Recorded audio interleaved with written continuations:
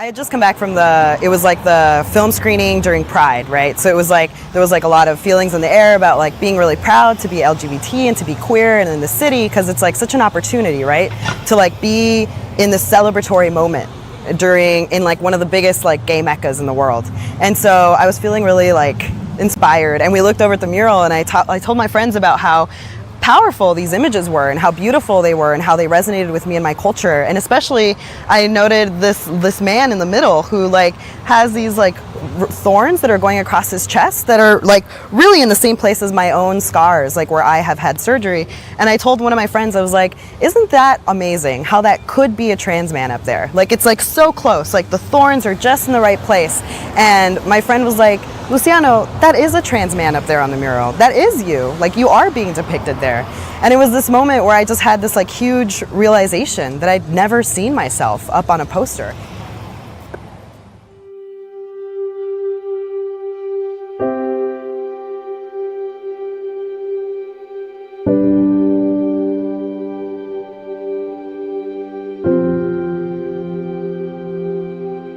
This is part of who we are, and what they're doing is bridging both the queer and the brown and putting it in the same narrative and saying this doesn't have to be compartmentalized. This comes together, it's a whole package.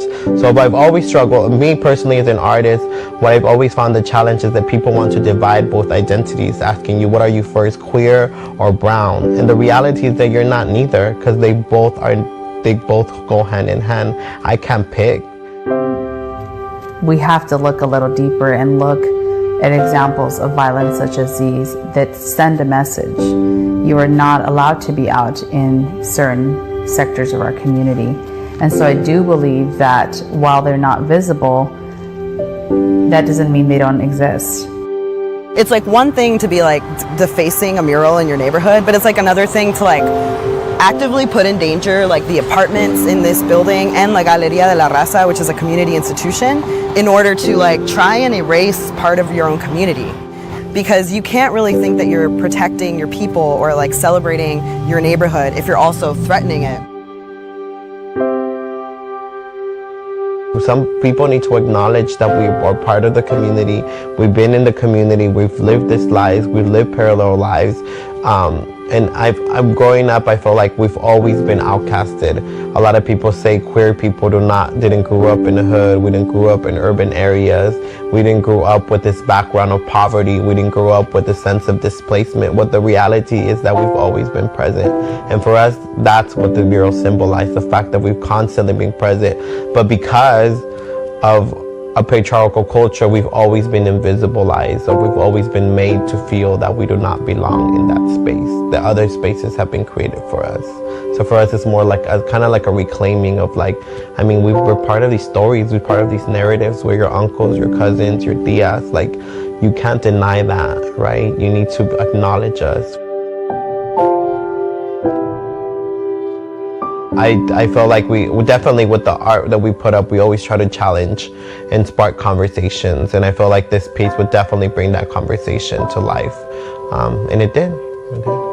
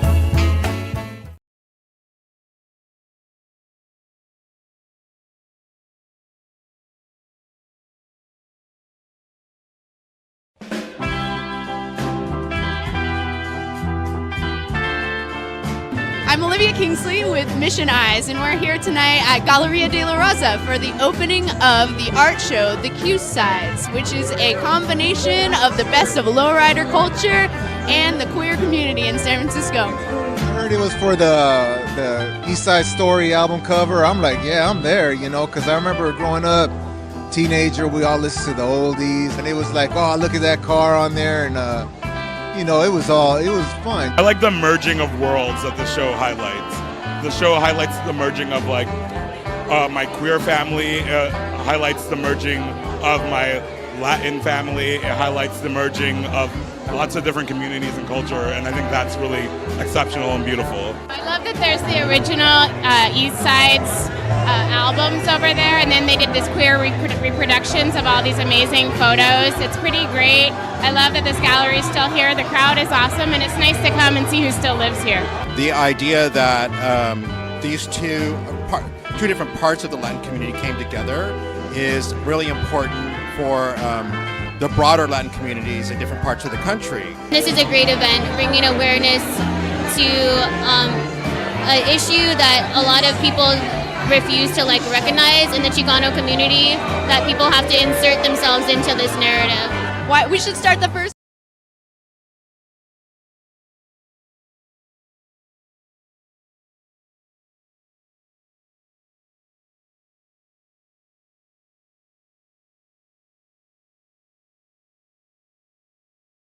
Rivera, the Executive Director of Galería.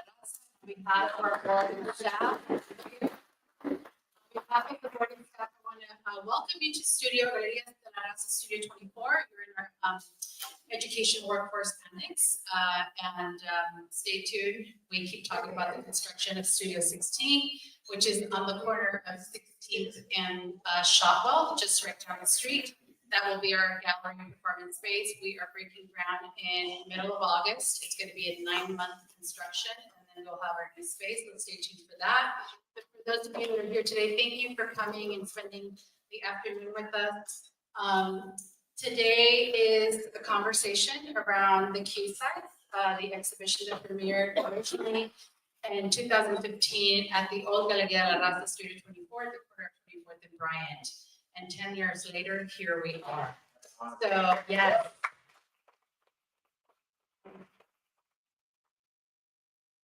I want to start off just by, again, saying some housekeeping information. Help yourself. You don't have to sit and engage the whole time. You can definitely move around. The restrooms are there. But I want to definitely make sure the artists, muses, everyone is up here, and for those of you joining us virtually, we're also streaming this conversation. Welcome, thank you for being with us this afternoon.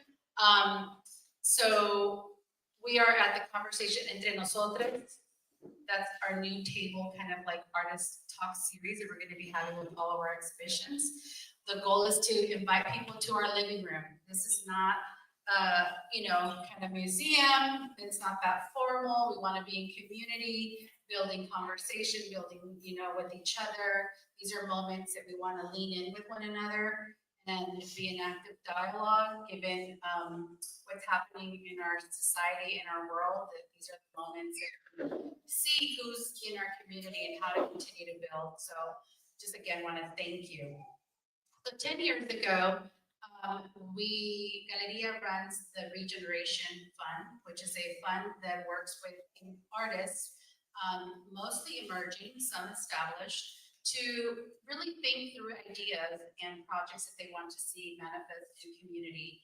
And the Regen Fund is a grant-worthy workshop that takes artists at this moment through 4 modules of narrative development, body of work, creating a body of work, samples, budget development, and then sort of a timeline and putting together a whole project. And then they get to pitch this idea.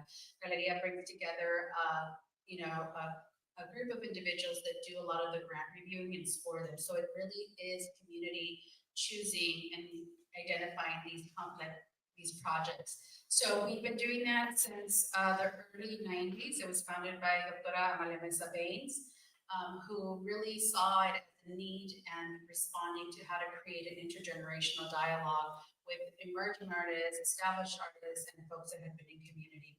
So we were, well, the Q sites was sort of how it came to be.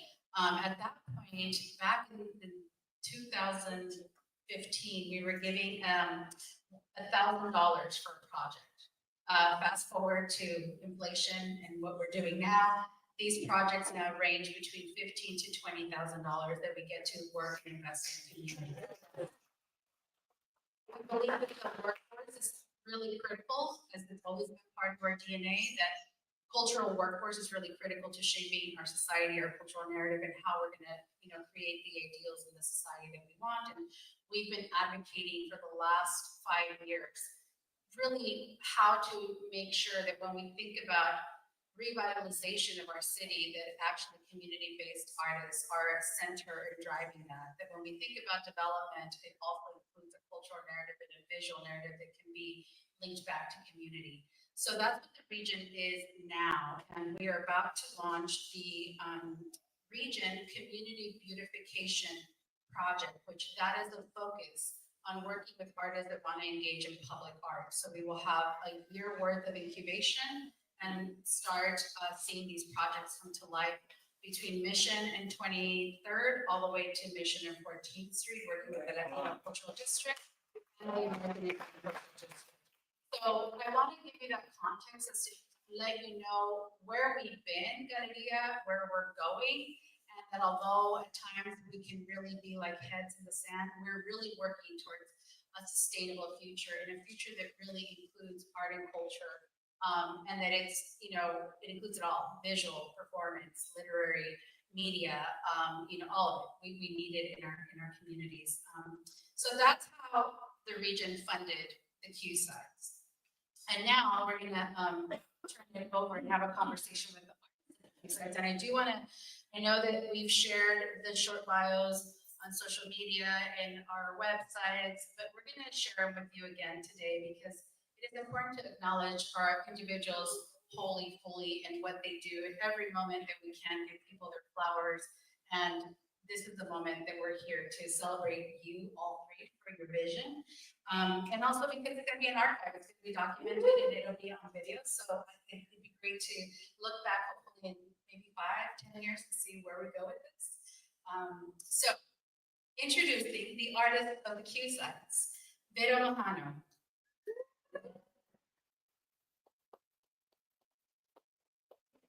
Vero Majano is a multidisciplinary artist born and raised in San Francisco's Mission District. Her work is to acknowledge and remember the queer Latinx communities that are part of the mission's iconic yet contested histories. As a storyteller and curator, Majano's practice includes live cinema, archival film, performance, and collage. She is a co-founder of Caca Collective and the mission, Colectiva. Thank you. And the Mission Media Arts Archives, which preserves stories and works toward its collective goal of including untold narratives in a greater San Francisco history, like the flowers on hippies on Haight Street. Yes, welcome. Brown Angel.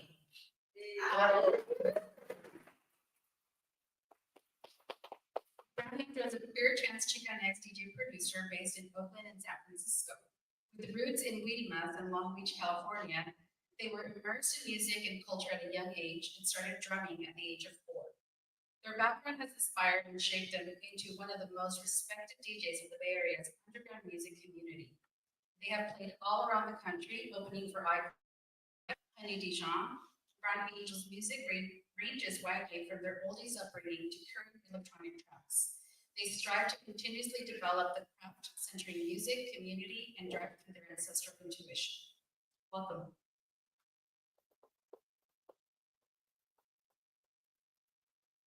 Last, never least, Kari Orvik.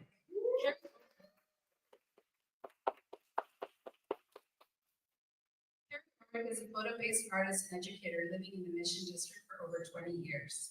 Using film, historical presences, and multiple formats, her work engages ideas of presence and absence, exploring what we hold on to, what we let go of, and where we place value.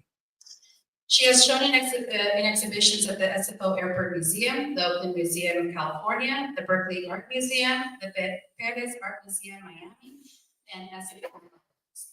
She has held residencies at Ecology as the Dump, Radical Photo Center, Kala Art Institute, and the Headland Center for the Arts, where she was a graduate fellow.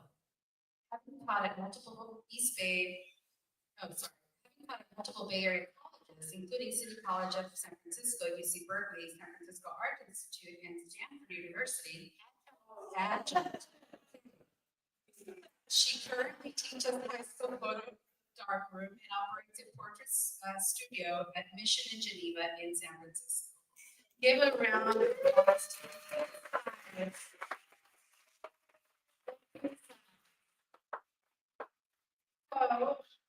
a little bit of our inside kind of joke, or we're gonna work through this. As I mentioned, when we created the Entre Nosotros Charla series, we wanted it to be something that was very like, we're at home. And I think some of artists were like, oh yes, and they're like, oh, it's so personal. I heard that it felt really personal. So we're gonna just encourage you to engage when you hear something that resonates with you. We're at home. Give some like snaps or class. You know, where we want to be in comunidad. So how are y'all feeling? Do you guys need extra back support? You don't feel like you're at home. So what can I do to make you feel at home? Let's see. Do you want a pillow? Do you want a pillow? We're gonna work through that. I promise you that by the end of the conversation, you're gonna be leaning back like I am right now, or whatnot. But you need a pillow? Can you get me a pillow? The lovely Sarah will get a pillow. Right? You can also do it. Yes, take your shoes off. Get comfortable. When you do it, you have to be comfortable. This is about creating safe space, welcoming space. I feel like I just spilled milk.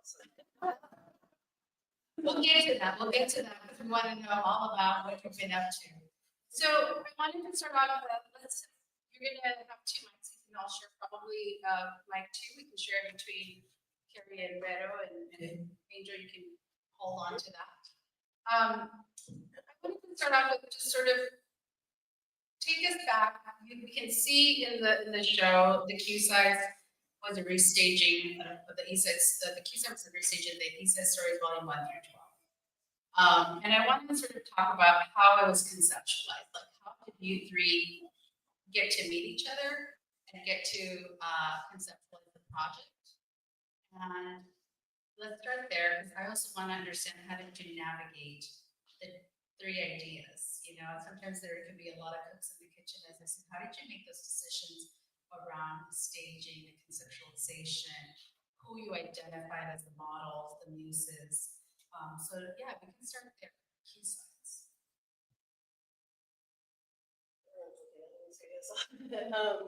I think, you know, for me it was very, very, very organic. You can found your mic. Yeah, I think for me it was just like very organic.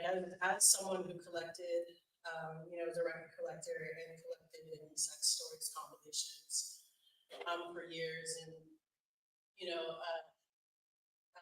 deep love for the music on these records. You know, the reason why I started collecting them. To be completely honest, I never like had I never knew that Q-Sides would be what it is today.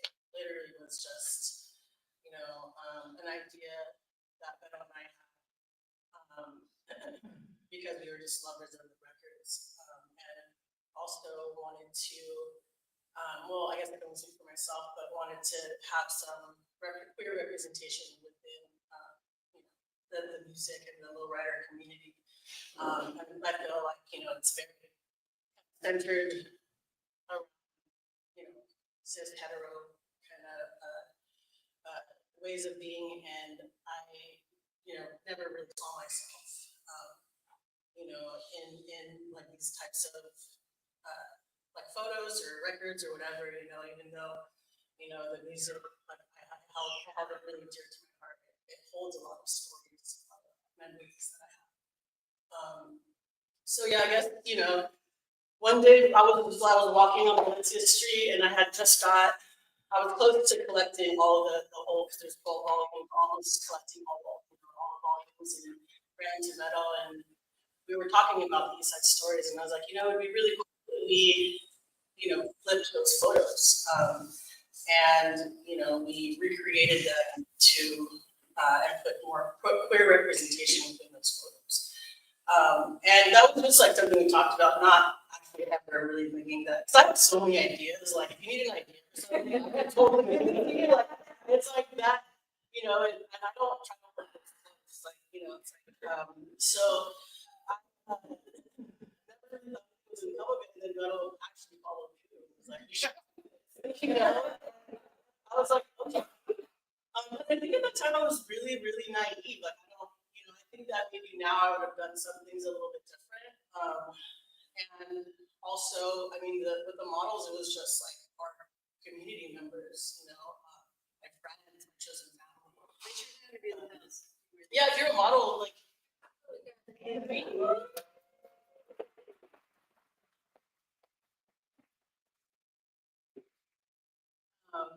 we all kind of had to say that. I know that Vero was like, you know, really wanted like the OGs like Happy, you know, and what are the ones who were, that was Mickey, and just yeah. I didn't know them at the time. Mission born and raised. Yeah. Hey. So yeah, so nice. Oh yeah, bravo, yeah. His brother here. Should have for sure. And so that's kind of how the project happened, you know, and then obviously Kari is an incredible photographer, you know, I was like, you have Kari, and I was like, you know, because honestly, like, this is my first and only ever art show. Like, very like music centered person. You know, I never really considered myself a visual artist, to be completely honest. I still kind of don't, because even like this project for me, like I feel like I'm a spectator. I don't feel like this project is so much bigger than me. It's not about me. It's just about representation. And like, so I don't, you know, claim like Q sides like that. You know what I mean?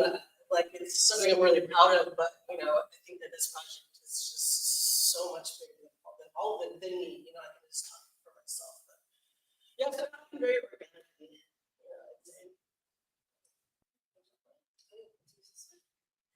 Yeah, I was thinking about the albums, how I got turned on to them.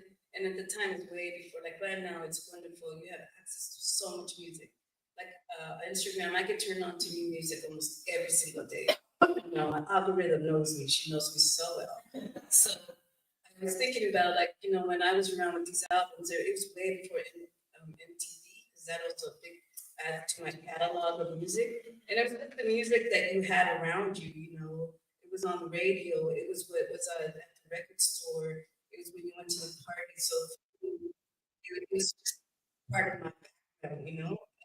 And, you know, and also like navigating queerness. I wasn't using that word then, but you know. And I always think about oldies. I always say this, that for me, like oldies were like the spaceship that you know desired. So you know, like the girl that had a cute crush on, like that was my spaceship to get to that. So and it's also romantic.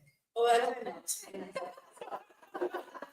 So you know, like if you know me out here, like I always have ideas too. Oh, we should do this, but sometimes like manifesting it and like the production of it, it just stays in my head. Like I'll be on uni and I have a whole production happen, even the after party, but then I get.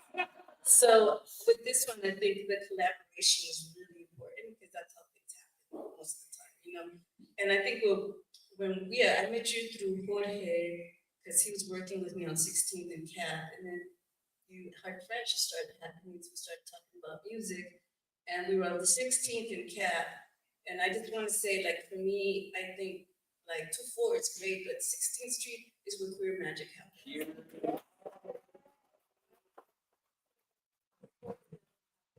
You know, and we're like, yeah, let's fucking do it. And we did it. And again, and then with Kari, I mean, those photos, every time I look at it, it's just like, she's a master portrait photographer. And not just that, I think that's the gentleness of moving somebody. And it's not just about, no, girl, this is your better look. It really is about like moving you and working with the light. And like, we just scored, you know, like, and we could have done it with, it could have been done with, maybe it could have been done with not us doing it, but with this group, it was the three of us, you know?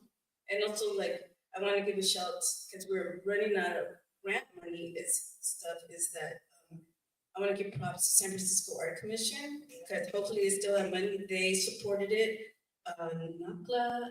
NALA. Yeah, what does it stand for again? National Association of Latino Horticulture on the board. Yeah, it's really important. That's it. So, and then this was the seed, it was getting it here.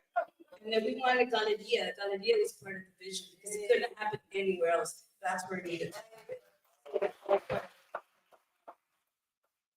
That's it. We'll pass it to Kari over here. Hey.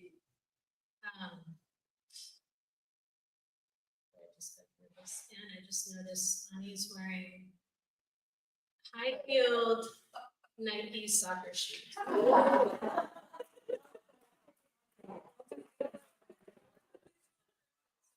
It's true. Oh, you were wearing A little more chunky or sure, but I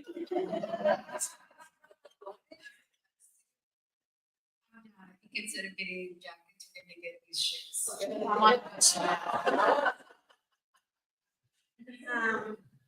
Well, at the opening, which was lovely here,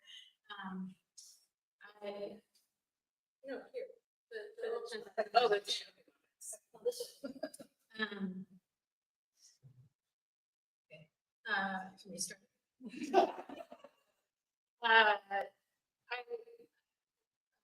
Vero and Angel and Flavia were all DJing, and so I was carrying Vero's records, and it reminded me of like the record that Vero and I kind of got to know each other on. And it's so funny because you know how like you have a memory, and you're like, did that really happen? And then you try to recreate it or like look for evidence for it. And it's so funny because there are all these like the East Side Story volume collection, they're all bootlegs. And so there's like bootlegs of the bootlegs. And so we have a couple of them here. The ones on the table out there are like the reissue that have the big green border around them. But this one is the gold series. And so that's like a totally different like set of photos and songs on it. But when you look on some of them, like the songs change. So there's like one version of Volume 10 that Vero had that we listened to, and it's not on like the main version. So I'd be like, was I just like dreaming that?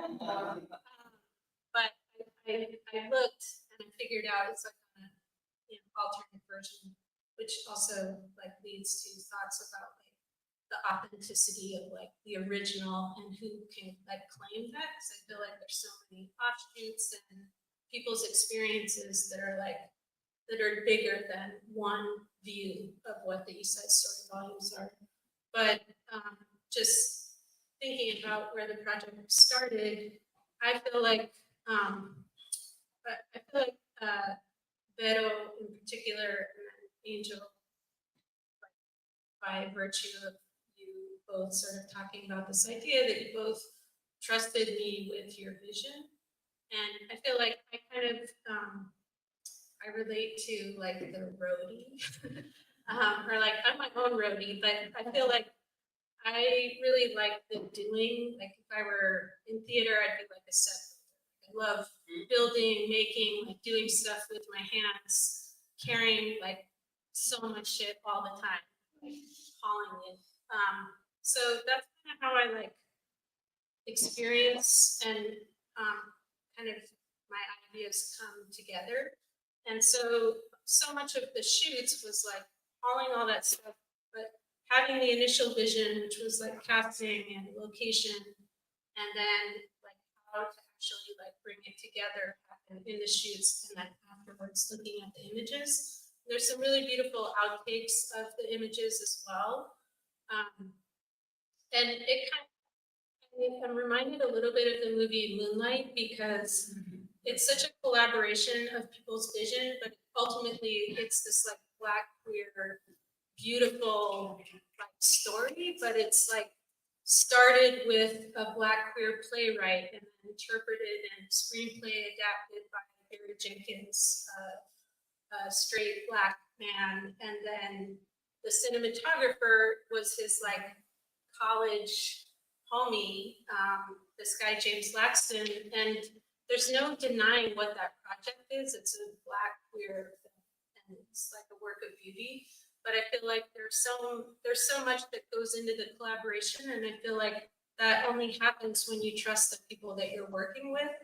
And so there could be like some other version of the Q-Sides with like really like a different group of people, but at that moment in time, which I think these images freeze, it's like it freezes that moment in time of us in this moment, like in the mission. And I guess the last thing I'd say about that is just the borders on the, if you can hold up like one of the covers. So there's like the graphic of the red and the green. And so there's like the border of the photo, and then there's the border, the red border and the green border. And then on the reissue, there's like an even thicker green border. And I just feel like the photos, they're like, it's like you're trying to put it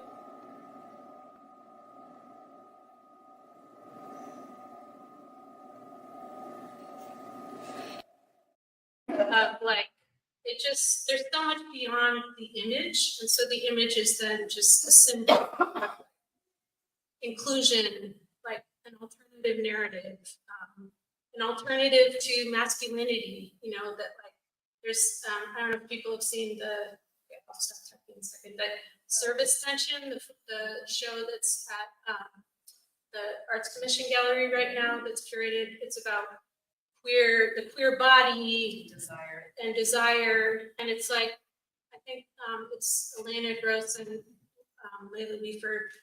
It's like once you start questioning masculinity, it's like it can go in any direction. Like power can move in any direction, and I think that's what is exciting. So props to them, but props to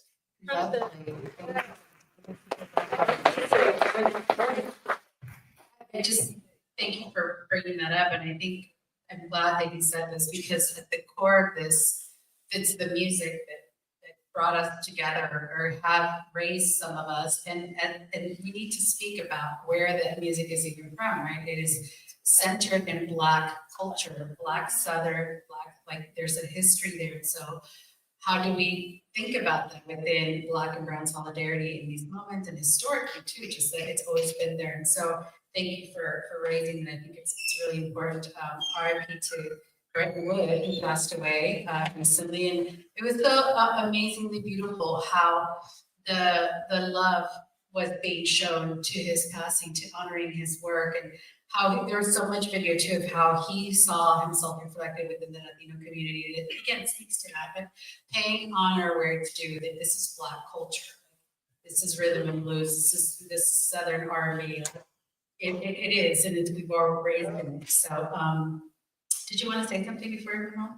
Yeah, I just was when Kari mentioned casting that what Angel brought was their beautiful community, like that's who's mostly in the photos, and it's also it's really important that it's not just like casting, it's really curating with what you have and who you want to archive. I mean, maybe in the time you weren't thinking that, but that's just, I just always think about that when I see the photos that is your, that's, you know, that they're part of my community now, but like that was your community, and like you pulled from that.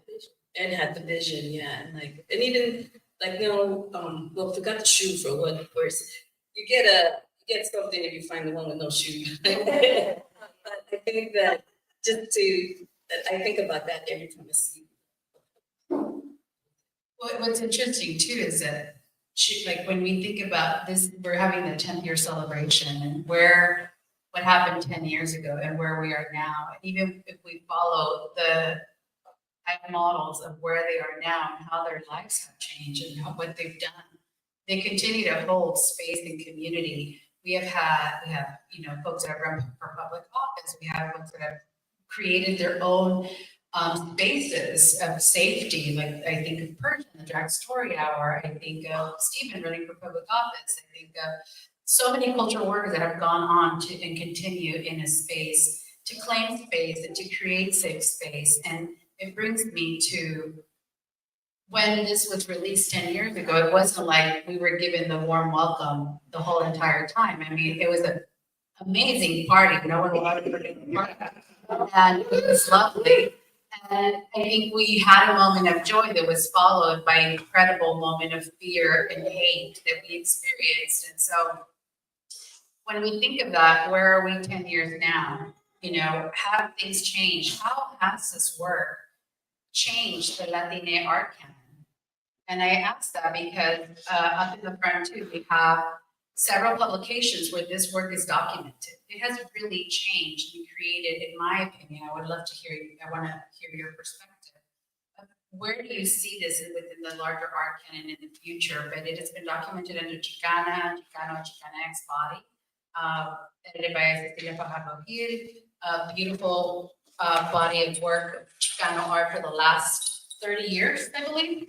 And it's highlighted, so please check that out. It has some of the almost all the leading avant-garde Chicano artists. We have Transversary in 99 objects documented. We have it under Brown Transfigurations by Francisco Galarte. And I'm just curious, where do you think this work today, even if, where it's gone, where do you see it for you? How would you describe that?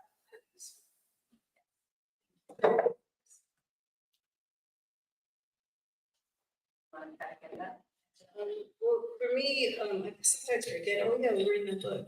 I mean, you mentioned my bio in that book because I would not respond to emails. And I was like, yeah. I was just Talking the mic because we need to document that.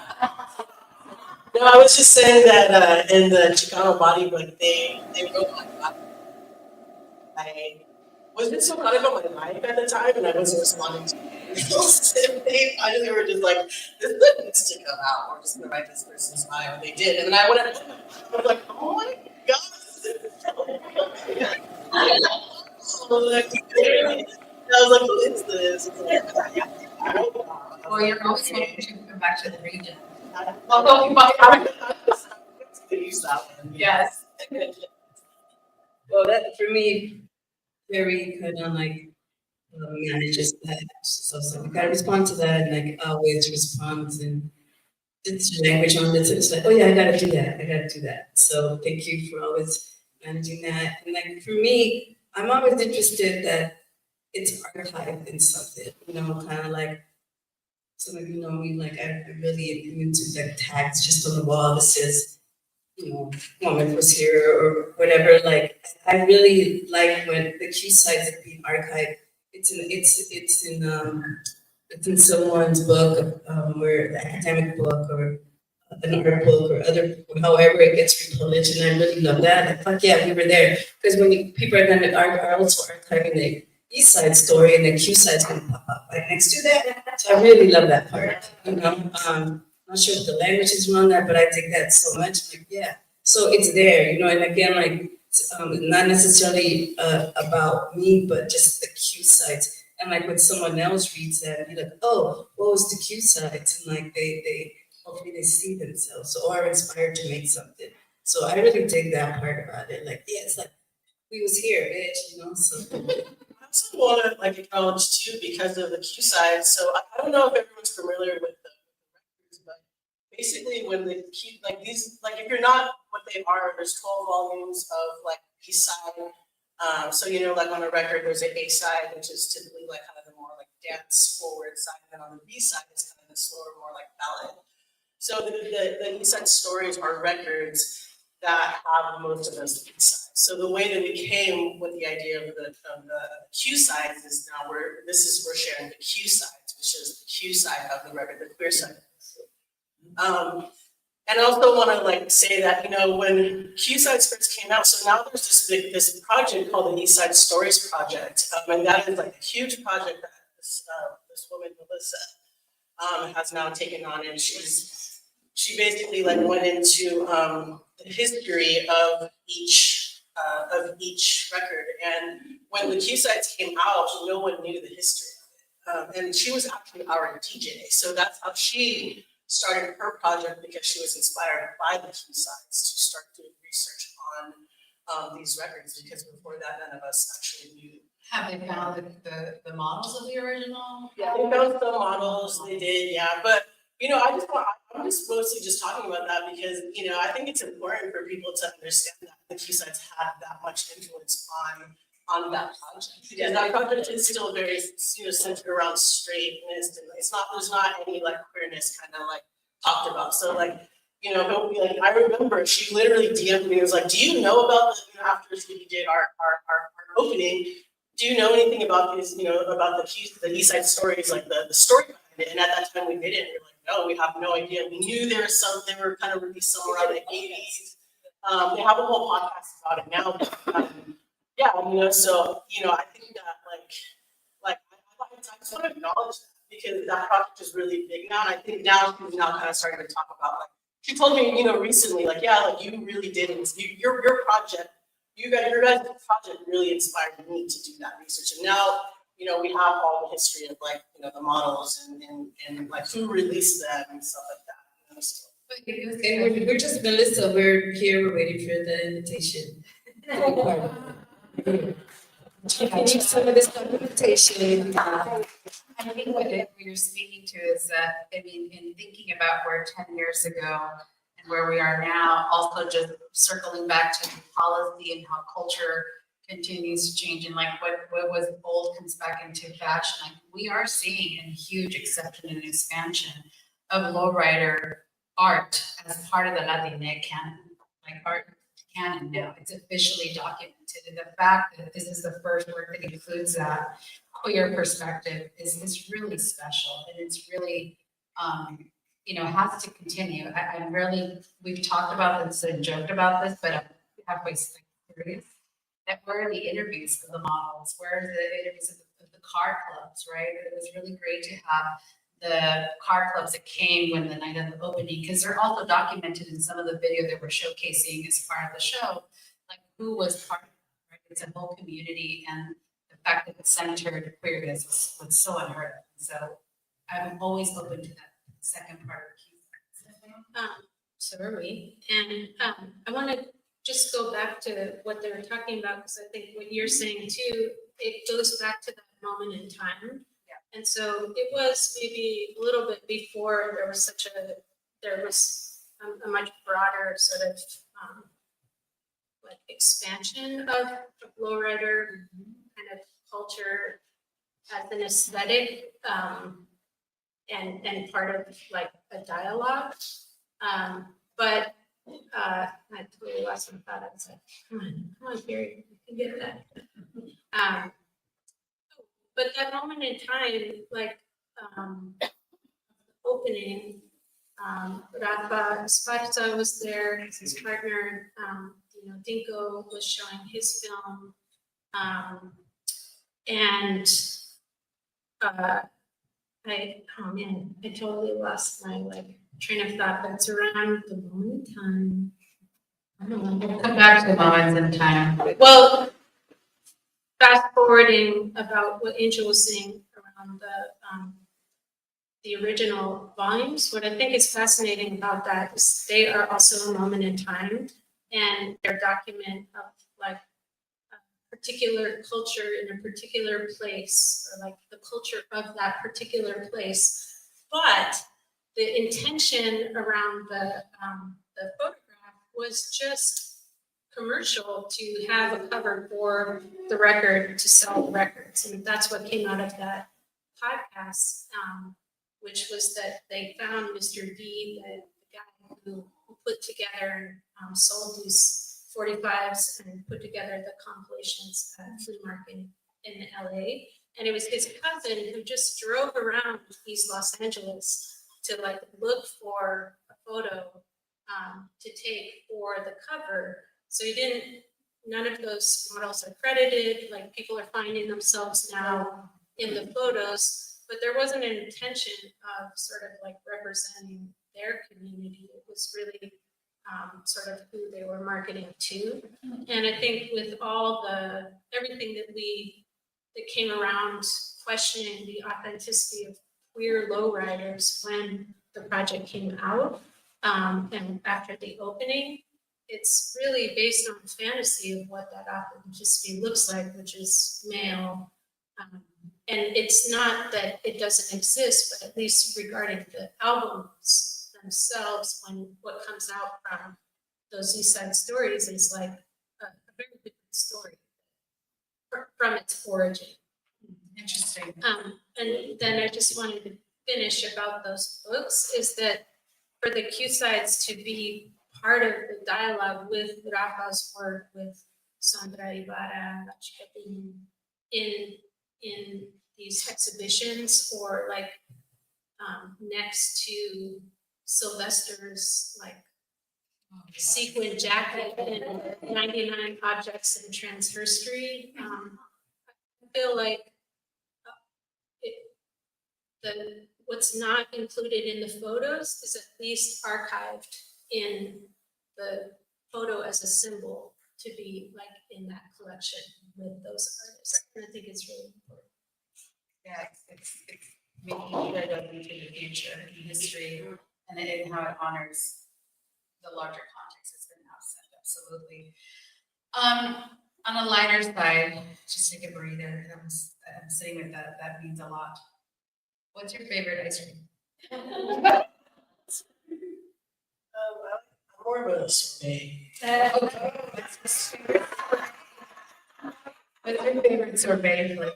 I don't really have a favorite, honestly. Just whatever's there. The Lime. Okay.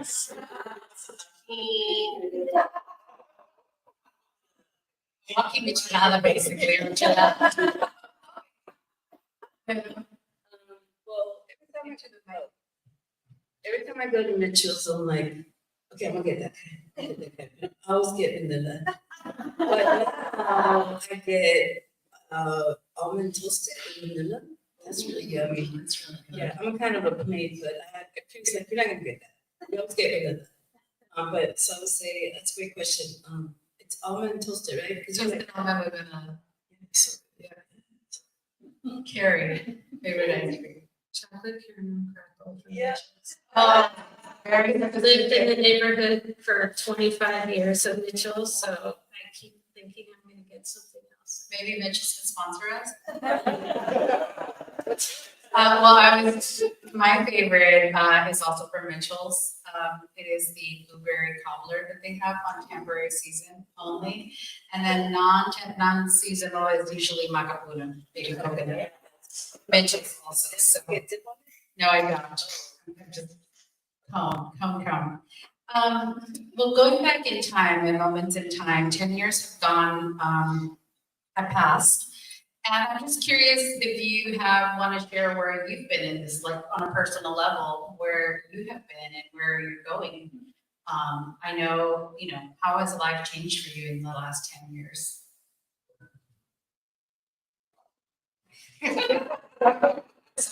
Well, we have a baby. 2 years old. Shout out to Luz. It hasn't been 10 years, but it feels it.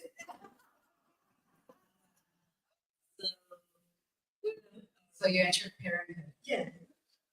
It's really lovely sometimes. It really is. I really like the way he sees things for the first time. I'm like, yeah, dude. So fun. So what have I been doing? I've kind of just been putting like, small shows films that, filmmakers that especially focusing on the 90s. That was a big important time in San Francisco. Shout out to the Roxy. Doing that, I really like when I'm asked, it's just really great because I'm like, oh, I could do whatever I want. One is called Cinematic OGs. And just give them props because the 90s was a very special moment for independent filmmaking. I feel like that's where I got some of my to express visual, a tool to express my visuals or visions. And just like what am I working? Oh, I'm working on I try to collage. And sometimes just I don't know, I just daydream a lot right now too. And I have one project that I've been working on forever. And I think, I was thinking this because I need to figure out how to collaborate with that piece because it's just me, it's very personal. I think the thing about collaboration is you're accountable, and I get stuck in my head. So that's kind of what I've been working on, is trying to get in my head and focus on this project. Do you want to share a little bit? What's the theme you're talking? It's called Dearest Homegirl. And Dearest Homegirl, and it's like a story, letters.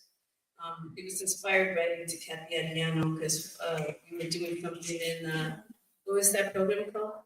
Fishery. We did creative. What was it? Yeah. No, this was good. Oh my God. I can't remember it. Sorry. Yeah, so I started writing what I wanted to do. Oh, I applied for it. And Kathy's like, no, you gotta write something. I'm like, I do. So then I just have to put my name, So I wrote, I said, Dearest Homegirl, did I ever tell you about the time? And a lot of it focuses around when I was in juvenile hall and the people that I met there. And I've been working on it forever, just like trying to figure out how to work with animation. Can I ask you a question about that? Would you be open to a gentle, hey, how's your homegirl going? Would that help you as an artist? Yeah. Or like a deadline. I'm just saying like that's what I'm working. I think I'm working on like getting stuck in my head and trying to just show up to people as artists. So. Got it. Yeah. What about Angel and Karen? I'm an adopted parent with my wife. So that, all enter parenthood. Yeah, we enter parenthood. Brings us a lot of joy. I have been really focusing on production more and trying to be a little more intentional. Again, like on what I'm DJing, because my practice is a lot more music centered. I have a record coming out soon, actually, on Dark Entries Records, which is a local record label based in San Francisco that kind of centers queerness. So it's going to be like a full vinyl release. Yeah, it's like more like kind of Miami bass freestyle type, the stuff that I love, the music I love. But I worked on that for a lot of years. And so it's after, now I've learned what it actually takes to release, vinyl. It's a lot. There's a lot of steps. Actually, no, I'm not pressing it, but I am. The record label is going to be doing all that. Yeah. So that's going to be within probably the next couple months, which is really exciting. There was a point in my life like 10 years ago where I manifested this happening. I was like, I want to put a record out on Dark Entries Records. I want it to look like this, and it's all happening now. And I even told myself then, I was like, once that happens, I can retire. Maybe I should plan my retirement and be a waste management worker like I've always wanted to be. But so that's huge for me. Really big milestone for me to hit. And then just focusing on creating music and just kind of like really trying to. I feel like in the music industry sometimes like you can it's really easy to give up your power and for people that like are producing the parties or venues or whatever because people want to get booked and these things and I've been there so I think that this year I've been trying to just kind of like focus on taking my power back and just, you know, like reminding myself that I don't need anyone else to create. I can always just create on my own and go into my music studio and create, and that's what brings me the most joy. So excited that like I'm able to, you know, just like take those like necessary steps that I've always wanted to kind of take, and taking my power back and just like refocusing on what it is that I really, really love to do and why I do it. You know? So, and also like just thinking about Q sides too, like what's next? You know, like how could we bring in a new generation of folks, you know, to collaborate with, and what does that look like? You know, because this is a project to me that is so important, especially right now in this moment. It always has been, you know, and I think it, you know, is important to continue to expand off of it, you know. So that's also like a goal. Well, we want to go to the launch party that's right there. Yeah. So, do you have a timeline? Sorry, I'm very much by. Can we get it on the calendar? Well, it should be coming. Like, I mean, it's gonna come out in a couple of months. Like I got the artwork back and everything, so it's getting printed right now. I think I'm gonna do more of like a community event, so like a record swap, food, like DJs, and just like I was like, I don't want to do it. I wanted to do It sounds like stay tuned. So we're shooting for sometime in September. Awesome. Congratulations. That's great. Kari. Yeah, I also learned earlier this year. I learned how to actually make vinyl. So I've been training. I was going to Arizona, to Tucson, Arizona. I actually, this is a wild story, but I'm a barber, and one of my clients who I'd been cutting for 50 years gifted me $5,000 to buy a record cutter. And because he knew that's been like something I wanted to do forever, and he was like this rich tech guy, and like gave me a card and those $5,000. And so from then on, it motivated me to like, okay, now I actually have to do this. So I went and found, you know, through so much research, because that community is so geeky, and it's like literally I had to train under like the most annoying white men, but I was just like, you know what, fuck it, first, you know, like I could just do this, like I know how to navigate them like really well, but in order for me to gain this information like they literally were the only people doing it. So I was in Tucson, was training under these people, and learned how to combine. So now I got a machine, and I'm, you know, gonna like try focusing on cutting like QT BIPOC music on well, because as we know, it's important. Maybe that's a retirement. Yeah. Got the business part of the retirement. Or shooting for you. Yeah, but it's a lot. Like there's like, you know, there's one person, this one white man in France that sells this one specific needle that the only one that I could use to like to cut the vinyl that I, you know, to use for my vinyl cutter. So it's like even with him, I have to like talk to him very like, you know, because he'll cut people off and you can't. He's literally one person that makes this specific thing. So it's really intense, but you know, I've just been like, I'm just gonna do this because I really do believe that it's so important to have like Black and brown queer people's music on vinyl. I play records that are 6 years old, and I want the record music to be played, you know, 6 years from now. That's great. 10 years. Oh, well, it definitely feel more like a. Okay. It's like, that sounds fire. And I didn't realize it was coming out so soon.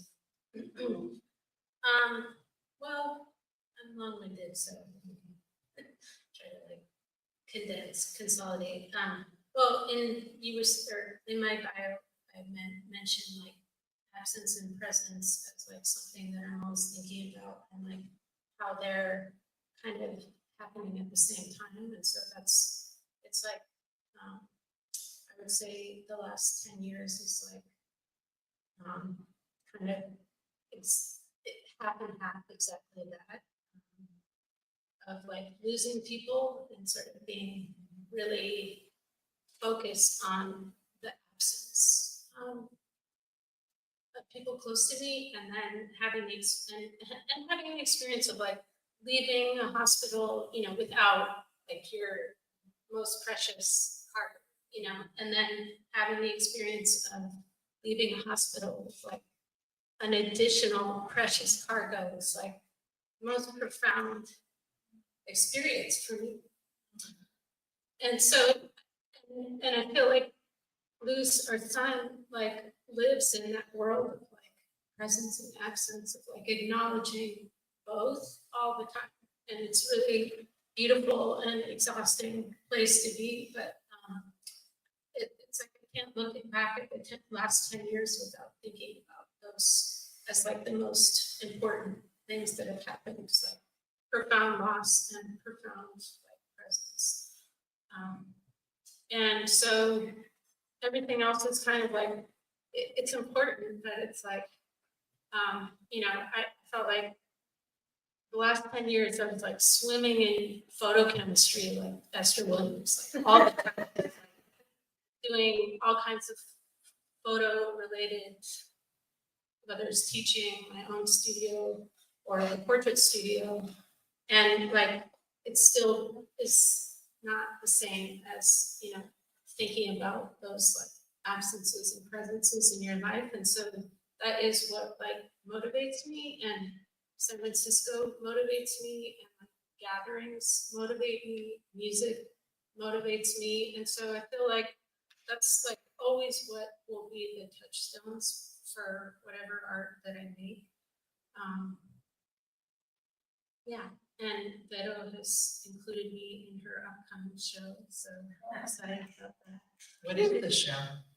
Well, she can talk more about it, but it's called Gomez Was Here, and she wants to include some of the photos that I took when I was like 19. Yeah. Oh, and just the last word about the Q sites. You know, the vision of these images and kind of having them as billboards, but also as album covers, is that they could become a box set of like pressed vinyl that includes oral histories of the stories that we sort of symbolize. And so that's, you know, if grants exist in the future, which hopefully they do, that's sort of like a grant making possibility, a possible pressing possibility. It's all possible. Don't be discouraged about what's happening. I think these are the manifestations that we need to keep coming together to make sure that we don't, you know, let them forget how crucial our stories, our narratives are. And I think that we have a commitment, not just from like the people in this room, but there is people that center art. We understand art as a human right. I always say this. We have to remember that and demand it in everything that we do. It's one of the articles of the Human Rights Declaration, Article 27.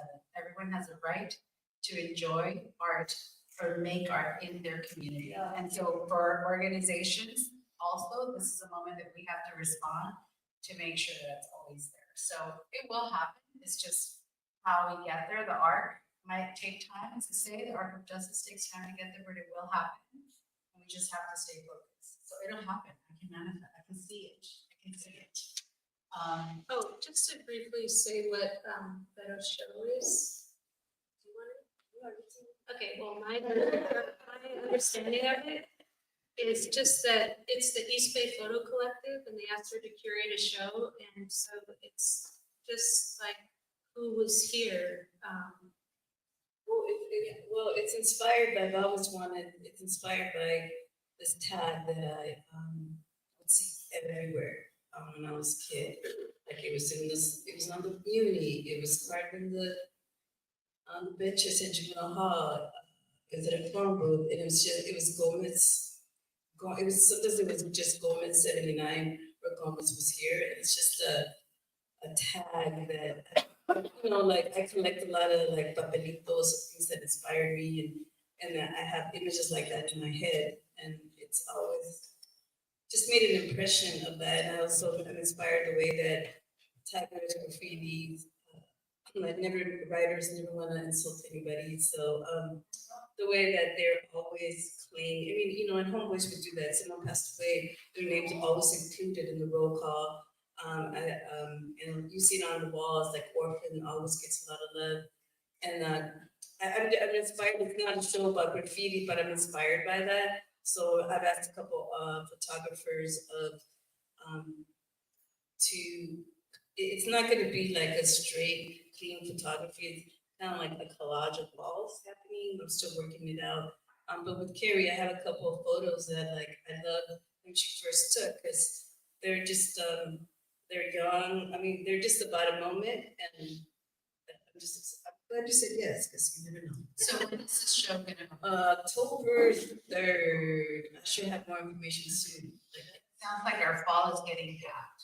That's great. September, October, and then we'll give you some information on some programs that we have.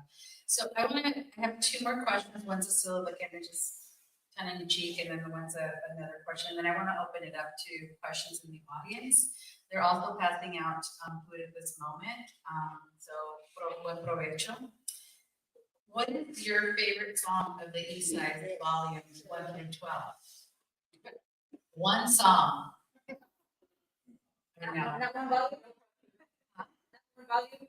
Well, it could be one volume or one song.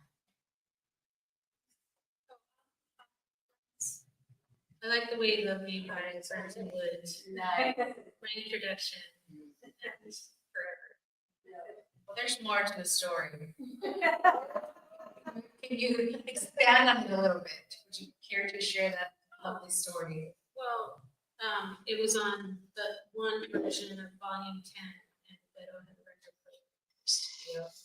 And so she would play that one side over and over. And it's just like, I'm your puppet on it. Oh. It was a good mood making. That's what we're calling it now. Mood making. Making mood. I don't know about you. I would say it's the album. But is there one song? I think the written we were just talking about, and actually it also inspired me to make a short piece with that music, and it's called Reminisce. And I worked with archival footage of the mission, like maybe in the 50s, and then it fades into Mission Street with all the homies and stuff, and in the 80s. And what was fun about that was that because someone gave me the footage, and it was just this dude with a big ass camcorder, and hey, dude, the camera's just going everywhere.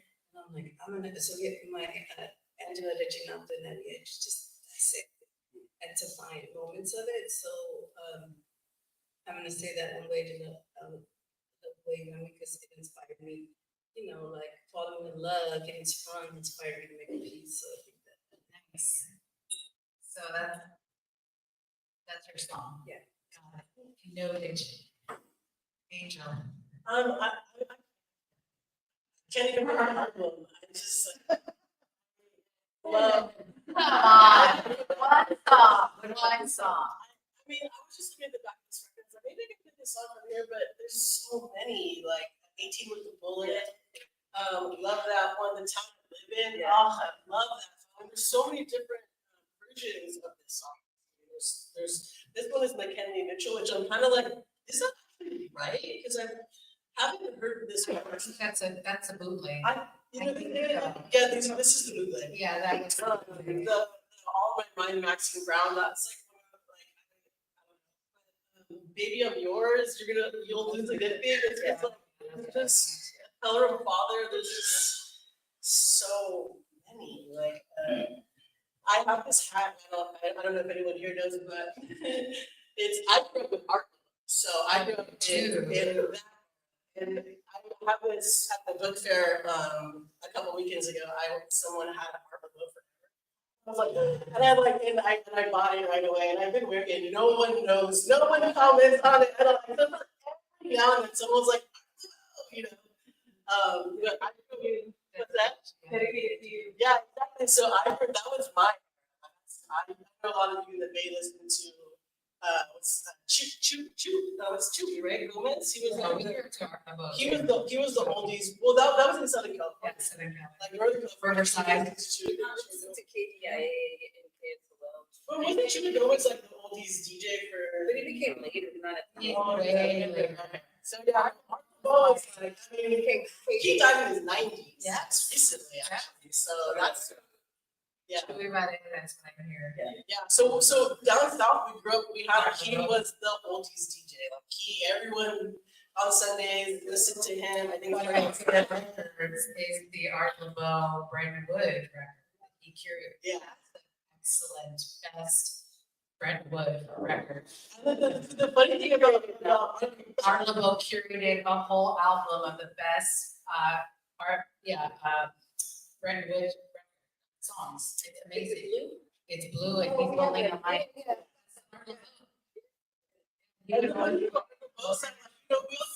Thinking he was like this, like Chicano, like Chicano.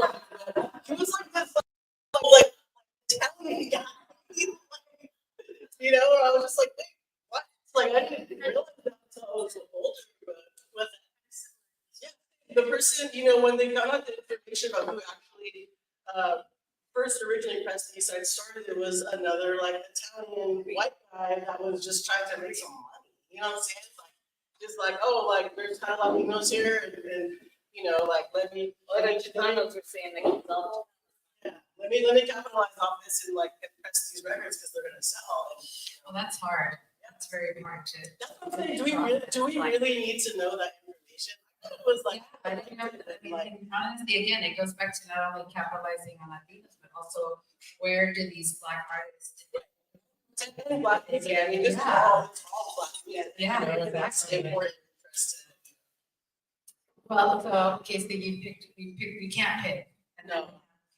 Great. Well, I think one of the questions I wanted to ask, as we're understanding in the moment that we're in, and stepping into maybe speaking to our experience and our age and how we've experienced queerness and nightlife and party. I'm curious to hear from you where you think nightlife is right now, especially in the work that you do, Angel, around music, clubs, creating spaces. Have you seen a major shift in how folks are engaging with nightlife? I'm curious of your perspective.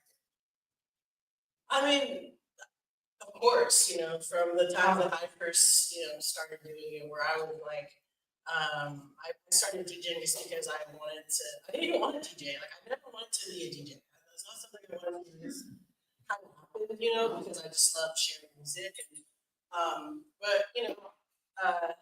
I think now it's just it's a lot more intentional. I think that there's a lot more folks trying to do, raise money, for different, I think that the nightlife community probably has always been politicized. I think maybe I just wasn't as tapped into it as I am now, so just kind of seeing that more, it just brings me a lot of joy to see just a lot more like intention in that way.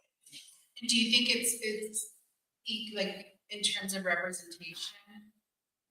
And let's maybe think about San Francisco and Oakland. And I ask this because this is the moment we're in. We're hearing that like Oasis is closing. So many bars are closing, so many places. And I'm just curious from your perspective, where do we still have those representation spaces that actually are creating that? What is that? Are we getting the impact right now? I mean, I don't think that we need we can create space anywhere.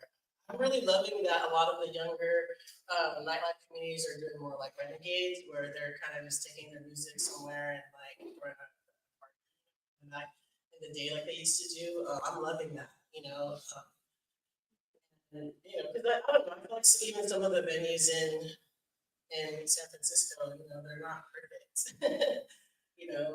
Have I felt like always like safe and comfortable going into some of the queer spaces in San Francisco? Not really. So I'm liking that people are kind of creating. You don't need to have like an institution in order to have an event. You can do it anywhere. It's great. Do you all have any perspective on that? I really want to go out this much. We were so excited that we got to go to Hartford for 2 hours. Yeah, I guess in my younger days, like I I didn't even think about it, about space, because they were all pretty much brown and black, you know, you had like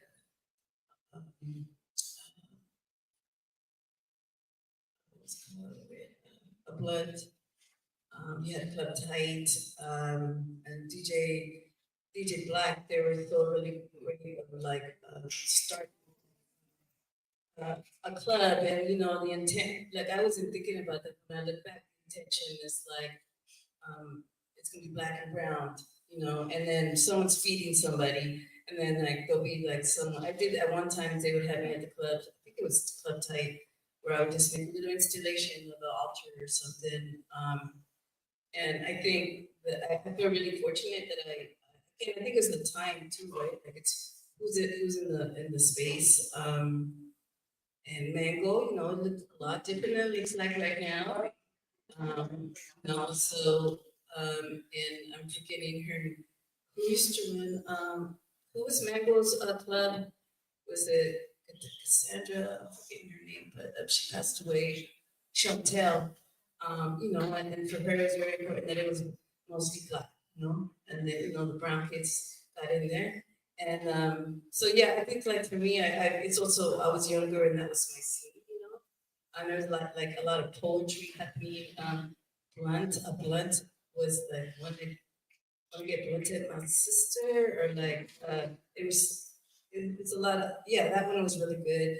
Oh, I ended up doing a small club with them at the Lexington, and it was called Free. And it's really cute too. It was free, and that was the name of it. And like to bring in friends to it, and like and then you know I was people like the way that people would talk would be on Craigslist. People would be like, "Oh, that was good," and look about Craigslist or something. Oh, that was good. So that was exciting. So yeah, I think it was a different time for me. Like, yeah, that's what you'll be like. People would be like, "Who's that cute girl over there in red?" Connections. Yeah.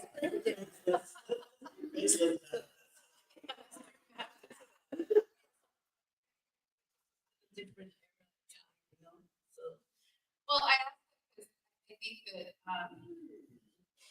one of the things I remember of even this music growing up when we would listen to it, these were moments of music, of dancing, of like really going hard on the movement, and then you go about your day-to-day business next morning, you know, and in these times when we're kind of navigating a lot of political unrest, a lot of injustice, a lot of upside down.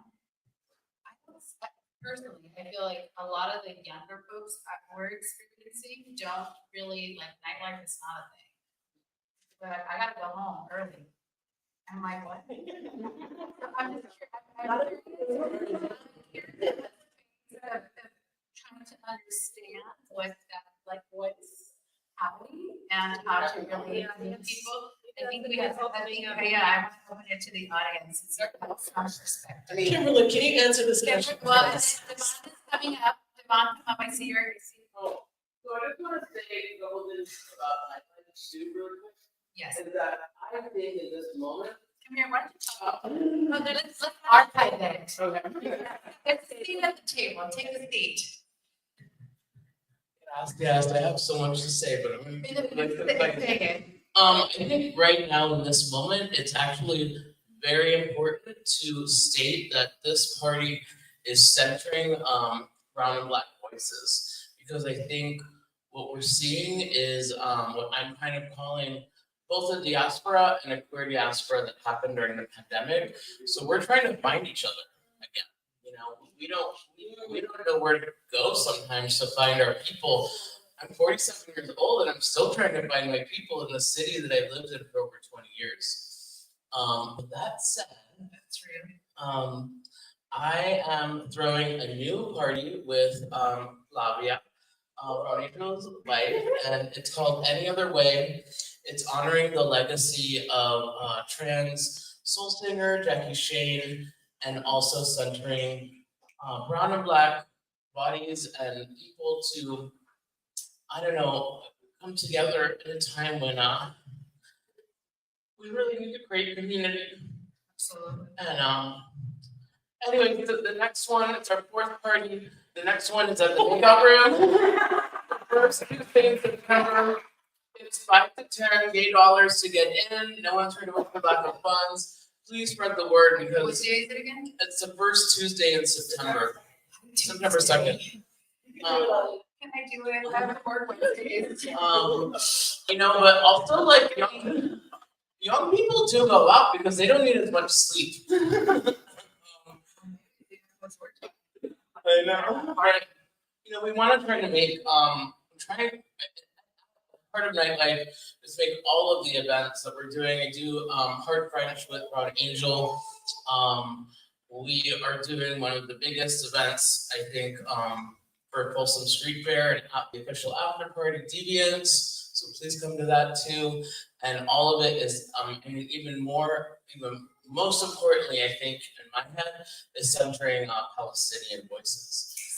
So that's. Oh yeah, actually today, Mama Santos is happening at Kilowatt. And it's like a pop-up with 16th Street. Yeah, 16th Street. I live on 16th in South Van Ness, and I can attest that the queer magic is so intense, and it's just continually happening almost every day when I walk outside. Something magical happens, and I guess the question that I had for you all is, you talked about how looking back now, 10 years later, there's some things that you would have done differently. And I guess I'm curious, because I'm always trying to learn from the lesson, like your lesson, so that when now I start to put an art show I'm envisioning, I can just build upon what you guys have done. So what are you, like all three of you, open to sharing about, what you would have done differently looking back to make, I guess, what was that? For me, kind of the biggest thing is I would have centered, like Black folks and Latinos in the photos. I don't think that awareness of that as much as I do now, especially talking about how this music is Black music and always is Black music, so. I think that in the next, iteration of Q Sides, I want to involve Black folks and Afro-Latino folks.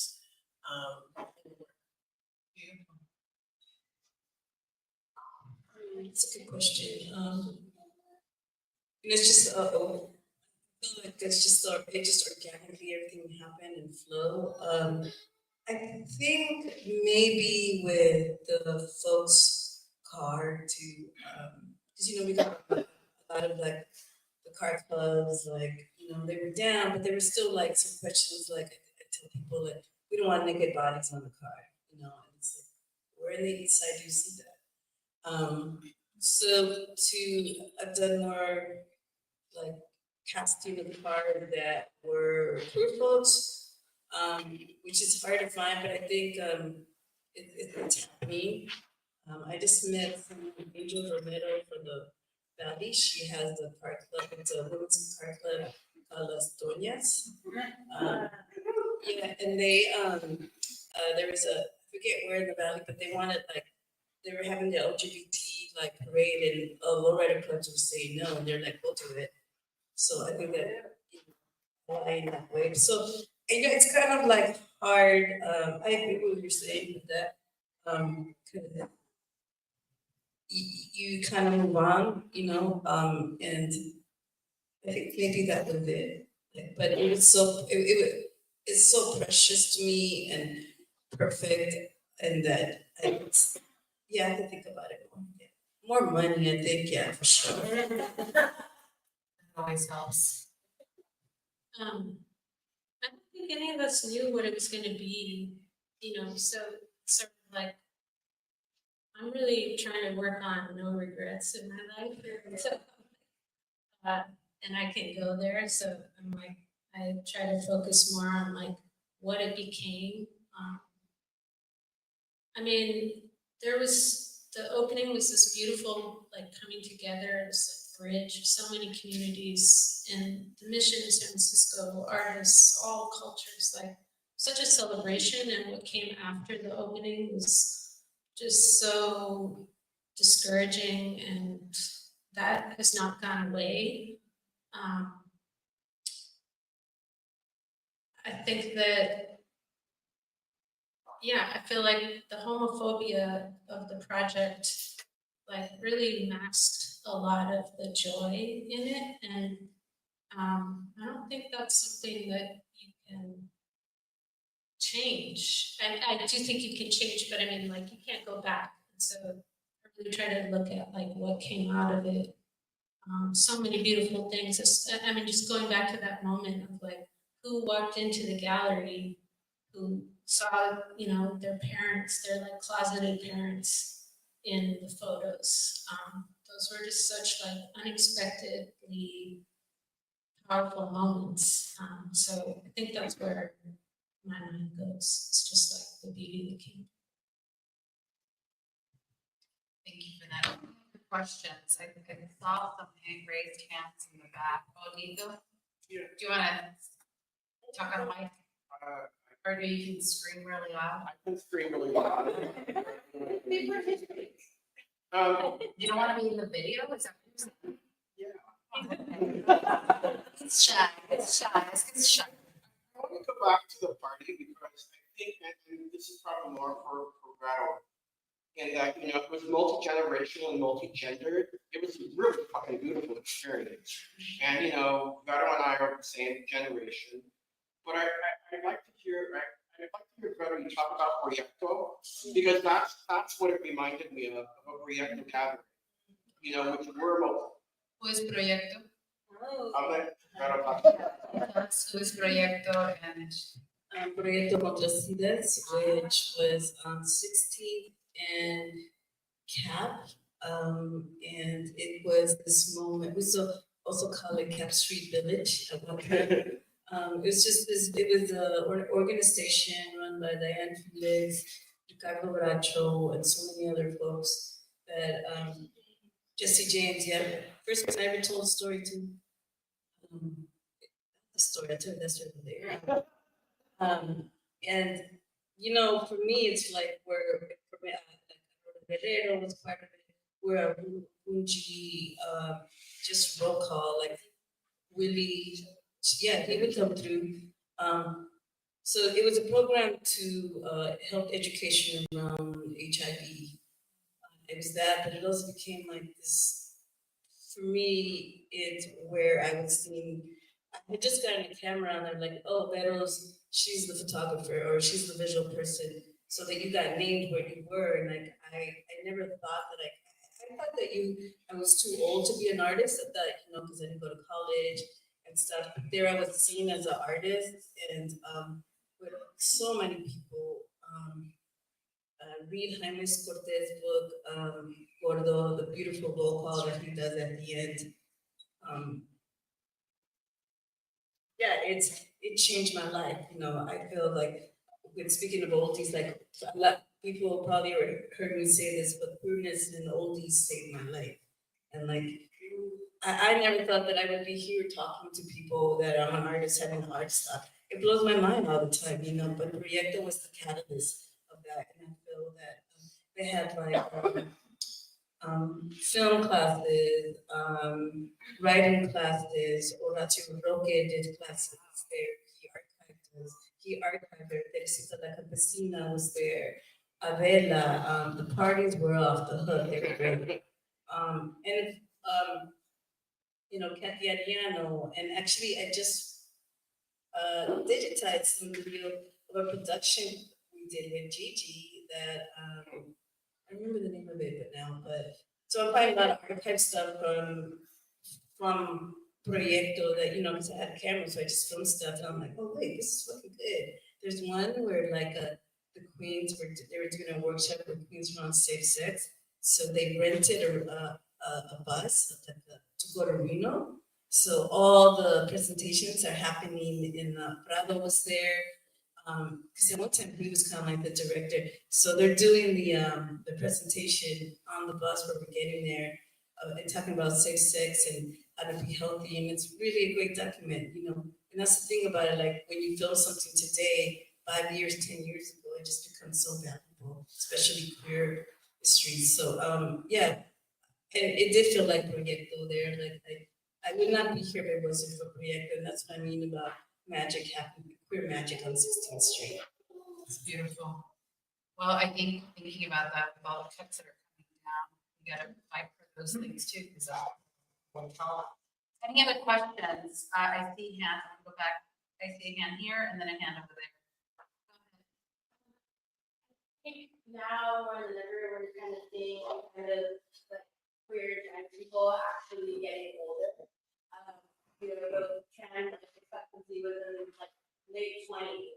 So as like queer and trans elders, like what do you feel is like advice that you want to give to the next generation of queer trans people, whether it's about life or art? I think it's really lovely that our through in these moments, the world is continuing to actively erase them. And so in this moment, if there's like a way or a lesson, a spark of inspiration that all of you feel that you like to pass down, I think that'd be really lovely to hear.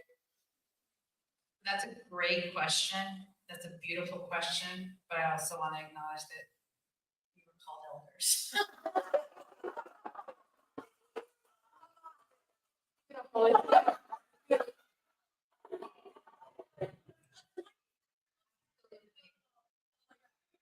Totally true. I love it.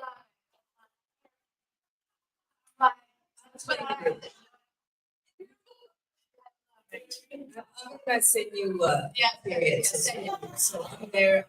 Lean in. What do you? Not goodness, lean in. Oh, What is your No, I'm still learning that about myself. You know, I think at times young people are teaching me, and I'm like, oh wow, I didn't have that language when I was your age. Like, wow, that's great. You know, so I feel like I'm also inspired by young people, and for me, I think we're like, and you know, because I am that age of this northern Californian lesbian, like, I think meditation is really good. I think really find purpose. So that carrying the thing about like it's you carry that, you know, we have trauma, we keep carrying that for me, but like and also like that's just where I'm at. And for me, like I'm just trying to make space for beauty and to be in the moment. And also just like for me, I was mentioning like a lot of us we get in our heads, you know, and for me, I just get in my head so much that I'm not able to get to where I'm trying to, you know, and I'm sure it's a trauma response. So right now I'm just telling them, someone taught me to be like, hey, you know what, the party's full, I'll let you know when you can come in and you hear all the voices in your head. And to make sure that I can see like, I want to make, it's great to make work and get like hella acknowledgement, but I also like when I make work and I totally just like the process of making something. I think collage helps me with that. I think when I'm on the bus and I just take a photo of a cool weird thing, because I think that opens up more space for me. I don't know if that's like what you're asking, but I think that to be kind to yourself and don't believe the hype inside your head sometimes, you know. That's what I'm saying. I think for me, I'm loving that a lot of younger folks are asking for support. I think I'm the mutual aid support in all the ways that that they can get supported. You know, there's one of the collectives, and we're actually full of one. But sometimes we always center Black and brown trans folks, mostly trans women, and a lot of times when we're working, like some events, people are like, get a little frustrated with us because we're more organized. But then I always have to remind them that, like, when you're working with communities, especially like Black and brown trans women, like a lot of them are their basic needs. A lot of them are met. So it's like, how could you show up in certain ways for your basic needs? So I'm loving the mutual aid aspect where you can support our Black and brown trans community by giving them money, you know, like, and you know, I want to personally get better at that. But I'm loving that that people are asking for that, because I think that we also need to like support our communities in those ways if we can. I would never have asked for that when I was a young person. I would never have asked for it. Now I'm a lot more comfortable with that, and you know, it's understanding the importance of it. You know, I appreciate those asks, because I think it's really important for us to support in ways like financial, like monetary ways if we can. So, Karen? Well, I think I'm an educator. Yeah, and I've been an adjunct, just like in all these different environments, school environments, but City College is like my home. I went there and I taught there, and I just feel like in that role to be able to show different artists and movements that people have been exposed to, and to keep digging back in history that kind of can go against this like canon of where our images are like generated from, and the story that goes along with them, which is mostly like Western white people with a camera going to show the world itself. And so to be able to kind of dig through history and find, you know, the Martin Chambi, the Peruvian indigenous photographer, photographed his community, but back and back. J.P. Ball, the Black photo studio, who photographed Frederick Douglass, who was the most photographed person at this time, and really understanding like the power of imagery to like shape our consciousness. I feel like that's in that role something that I can do and share. And when you think about like psychedelics, for example, if you think about like the image library already being bigger from the people around you, that it can like be exponentially bigger with like your subconscious thoughts, that there's like this ripple effect that's possible, and that comes from people, you know, showing their view, expanding our visual world. Sounds like we have.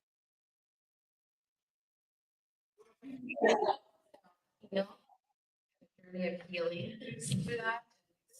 I'm going to add my little pedacito to answer your question to my senora status. One, I think, like you have this body, this vessel, that's what I know you said it earlier, young people have a lot of more energy. And so caring for our vessels to me is like the most radical thing, is going back to what, who was it? Oh my gosh, the poet says the most radical thing to do is to take care of your body, right? No, it wasn't her, but she talks about love, and yes, we gotta love too.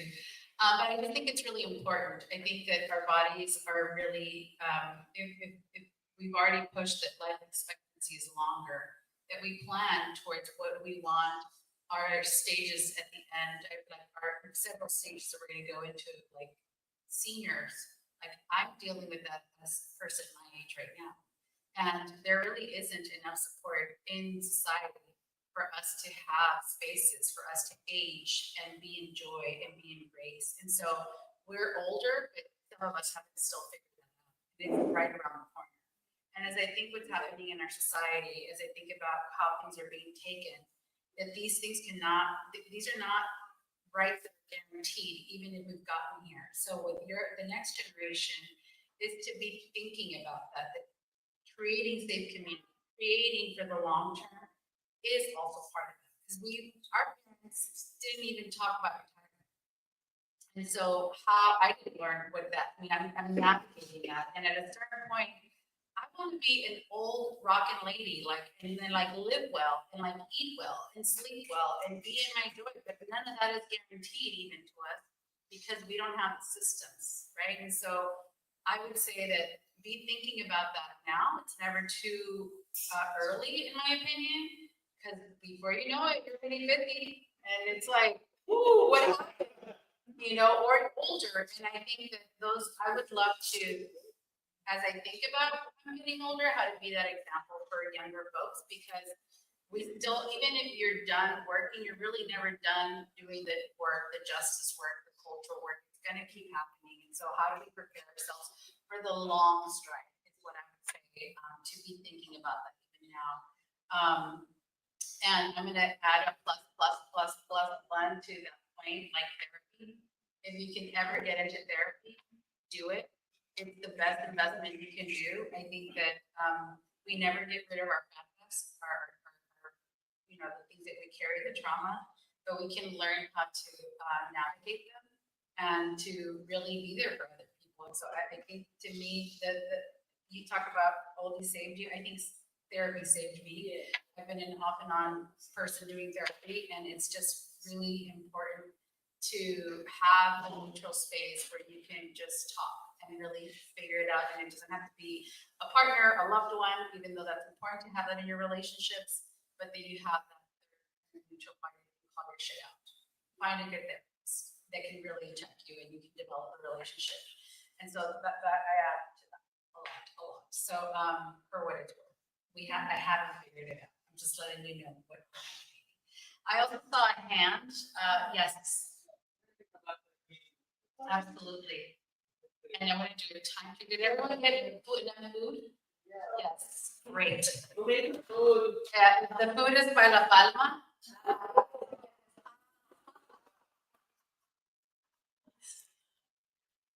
Yeah, my question is to all three of you. As someone, my name is Mason J. I'm a historian. I'm a San Francisco born Afro-Latino person, queer, trans, two-spirit, born right at the BGs on 16th and Valencia. My question is very specific to being a local because it's kind of what my experience was, not only being there and having this curated by people in the community, but the nuances that weren't lost on me. We talked about the negative things that happened following the event, but if people don't know, the mural was sabotaged multiple times and for multiple reasons.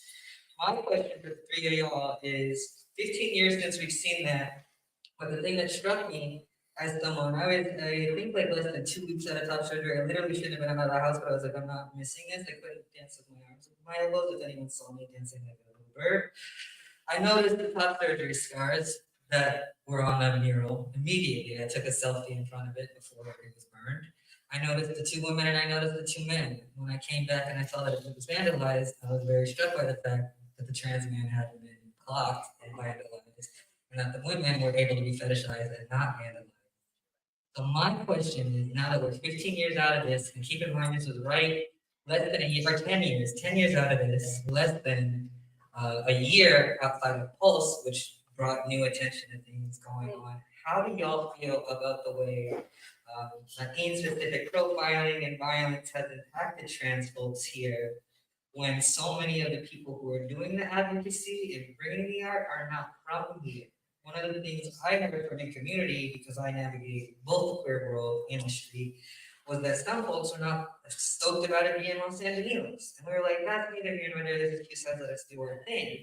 And so my question is, we've seen this kind of push for advocacy for our community in this time where we're being racially profiled, and folks like me, where something as simple as losing your ID makes leaving the house terrifying because I might get stopped and frisked. Like, what do y'all think, Vero as a local, and you as someone from Southern California, what do y'all think about the ways in which we're being spoken about, but not actually directly spoken to?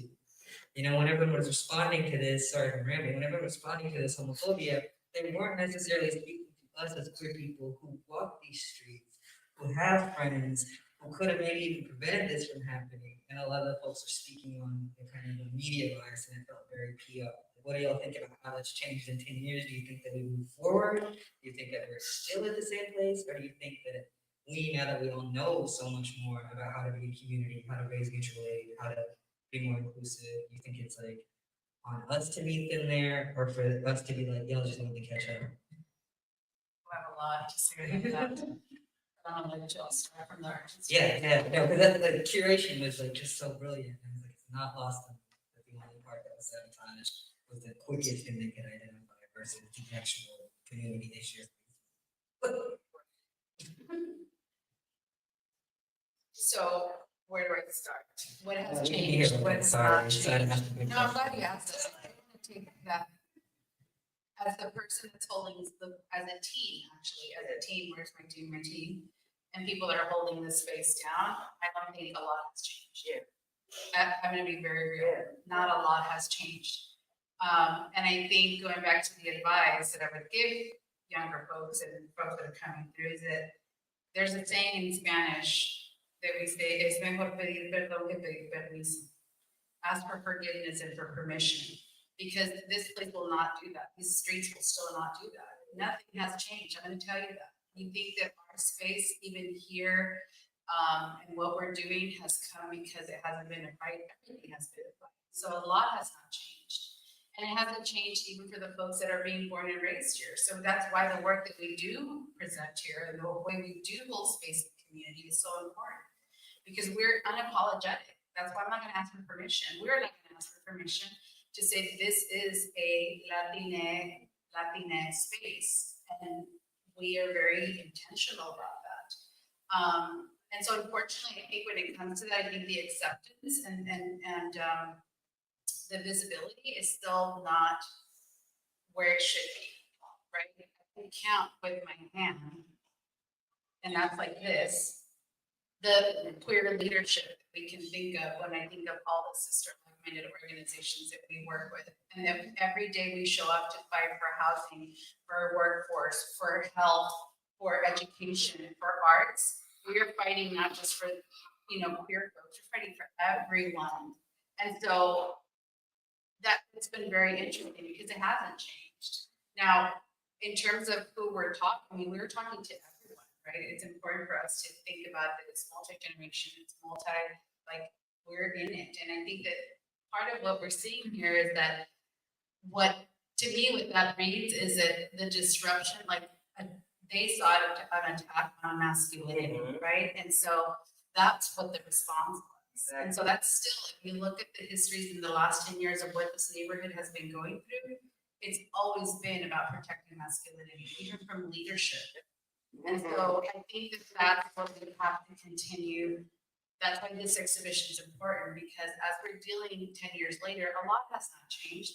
And in fact, it has gotten worse by the federal implications that we're going to be living. And yet, every day we are holding space here. Every day we're showing up. And so that's what I would. Unfortunately, I don't think a lot has changed, but it's not stopping us. And we're not going to keep asking for permission. We're just going to do it. And we're getting it done. I mean, whether they like it or not, we're here. We're queer. Get used to it. Yeah. I don't know if that covers the point of that. I'm right there with you. I mean, I don't feel that things have changed. I mean, I'll even give an example. Like, for us to get cars to come out to the opening was really difficult, because, people want, when I was like sending it to the people that typically get up to bring cars out, they kind of, it just wasn't, they didn't want to prioritize it because it was, because I did something similar, at the MoMA, and it wasn't not centered around queerness in Halifax, so things haven't changed to me. Even I don't even know by when I drive in my car, and people are looking at my car, oh, it's nice car, and they see me and my wife, they're hella uncomfortable because we make them uncomfortable because, and that happens every single time I do my car. And that's fine. I'm okay with it. I love making people uncomfortable. It's okay. If I'm not making someone uncomfortable with my art, then I'm just why am I doing this? I'm not scared. I'm not, you know what I mean? This show is it makes people uncomfortable. I've been to different art shows that that the show's been in, and like when people kind of take a closer look, they're just like, oh, like it's like, oh wow, you know what I mean? And so yeah, like I don't think that much has changed, and that's why representation is just so important. Like for me, because I feel like I have I've built through the years this, the skills I need for safety. I figured out how to navigate my own safety in a lot of different situations. Like a lot of queer trans people have to do. We know how to we have to act certain ways. We mastered that. So yeah, nothing has changed. This artwork is just as important as it was 10 years ago. And that's why it needs to continue, in my opinion. I mean, nothing has changed. I do think in some aspects it's gotten worse because we have over 400 and something anti-trans laws now in our country. And even if we say, well, we're in San Francisco, well, all you have to look at is our latest budget, which is a social document where our values are. And a lot of trans money and LGBT dollars were cut tremendously. And so I think we need to, this is why we wanted to show it again, because it's never, like, we don't have enough representation. That things have not really changed, and we are going to have to continue to do that work. And I think that as we think about the next, it's not even about this current administration, honestly, there's so much to. In fact, we have to continue to think about how to show up, how to create the systems of care, how to create our own joy, how to make sure that we're being taken care of. And so hold on to that, Vito, yeah. Keep going back. I'm thinking like with Mason's question, like the Q side, it focuses, while it's cis and trans, it's a very binary, right? It's such a cis hetero and it's just hetero twisting about, but it's still, and in the 10 years we've seen since this, like I'm wondering where non-binary is, because trans then is not what trans is now. And we have people who don't conform openly, more openly. I mean, it's always been there. We all know. We're not conforming, but we see that more in the forefront, which is part of the anti-trans, reaction against this. But I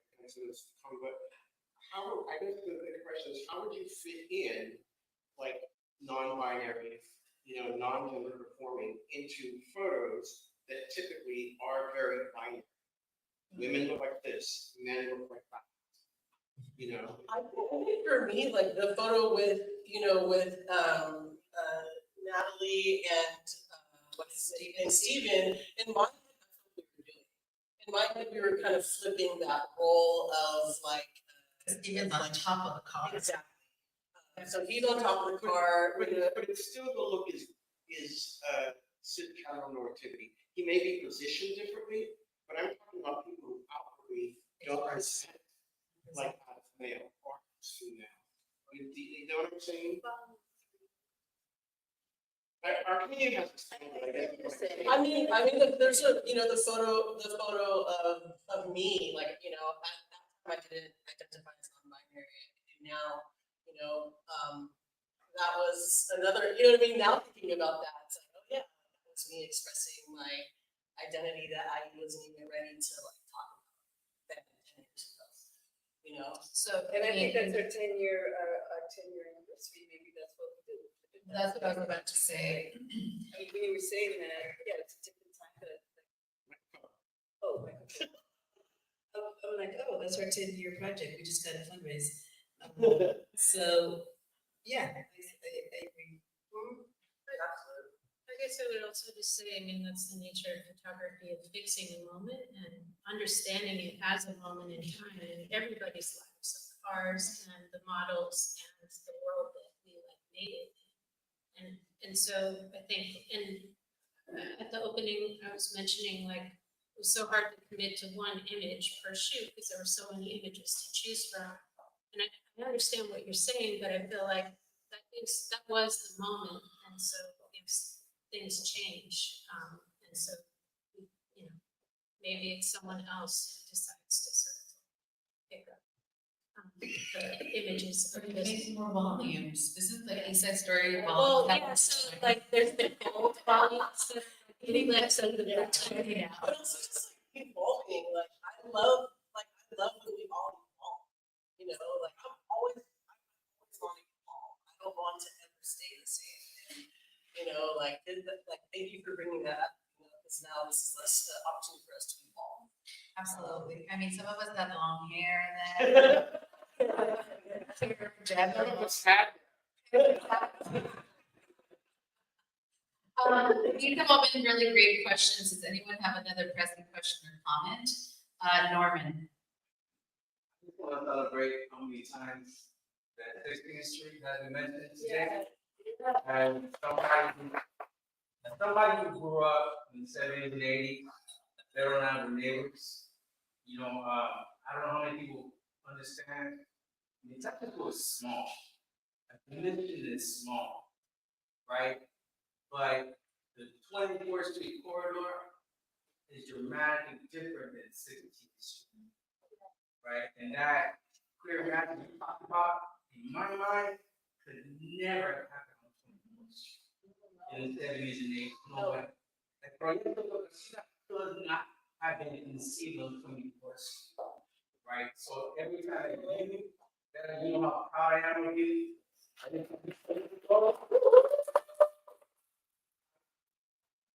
I mean, those stories are sent on that mission, right? So I can celebrate that. So I need to intervene on that beautiful note, but apparently I'm getting a car tow announcement. Is anybody driving a Honda? The Black Hyundai blocking the driveway here. About to get towed if you park for that. Is that you? Oh, Ron.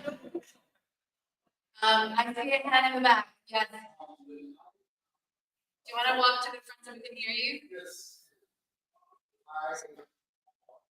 It's in the college, it's all visual, so I was very connected with the time when I was actually of 6 brothers and 3 sisters. And all my brothers were in this culture in the wrong way. And I remember sitting in their path, you know, going to the wheel thing, or, you know, I was driving sometimes, and they allowed that. But when I saw this art, I was like, I felt so connected. I'm going to show up. I'm going to feel the connection that I wanted to like one day feel, and I could not.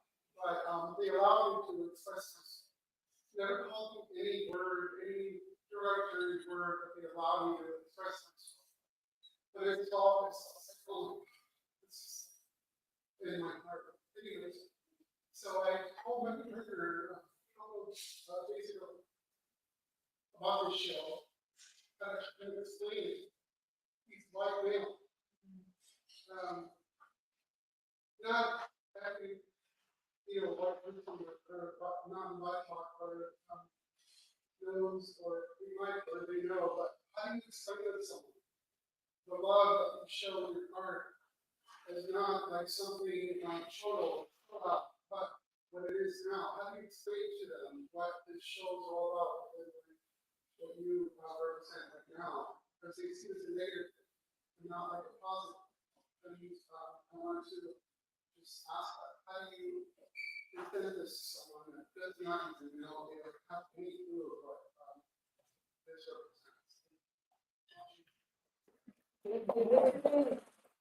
What's your name? Julio, bienvenido. Bienvenida. Well, I would say that at first that that the work is dedicated to to the folks of the experience you're sharing. It's dedicated for queer folks who were in that moment or culture and they weren't able to express, and like that's who we're talking to, that's who it's dedicated to, that's the language to it, that's the energy going to it, and like for me, I'm not really interested in like if you don't feel like you don't get it, I always like to be like, I'm not talking to you, honey. You know, like who I'm talking to is to the people that experience and see like what you were experiencing. And I mean, I think there's someone who could break that down better than me, but that's not my goal when I'm for this project. You know, I'm not that pretty, you know. So and sometimes I feel like I say that when I make queer art, and I got, you know, like homies are like, well, that's not the way down. Or you didn't mention this, and I'm like, well, I'm not talking to you, baby. I'm talking to somebody else, you know. So I think that like this moment that you just shared, that's what it's about. That's what this piece is about. And then explanation just gets, I don't know, it takes away from the beauty of it, you know. So for me, I would add to what you said earlier. It's about making the mood.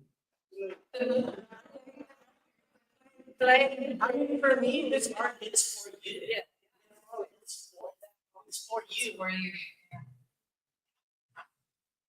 And I just realized about 16th Street. I think the reason queer magic happened on 16th Street, especially like in the 70s and stuff, like I would ride my bicycle around and it was kind of like New York, riding on New York streets.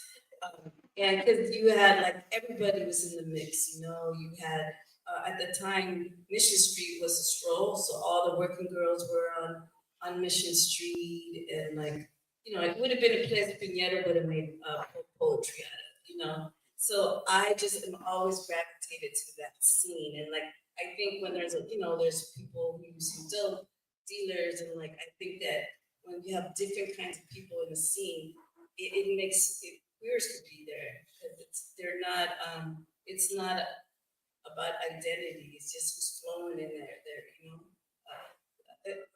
That's what I'm trying to say. Something happened on 24th. It sounds like we're gonna have an amazing 16th Street party at some point. Y'all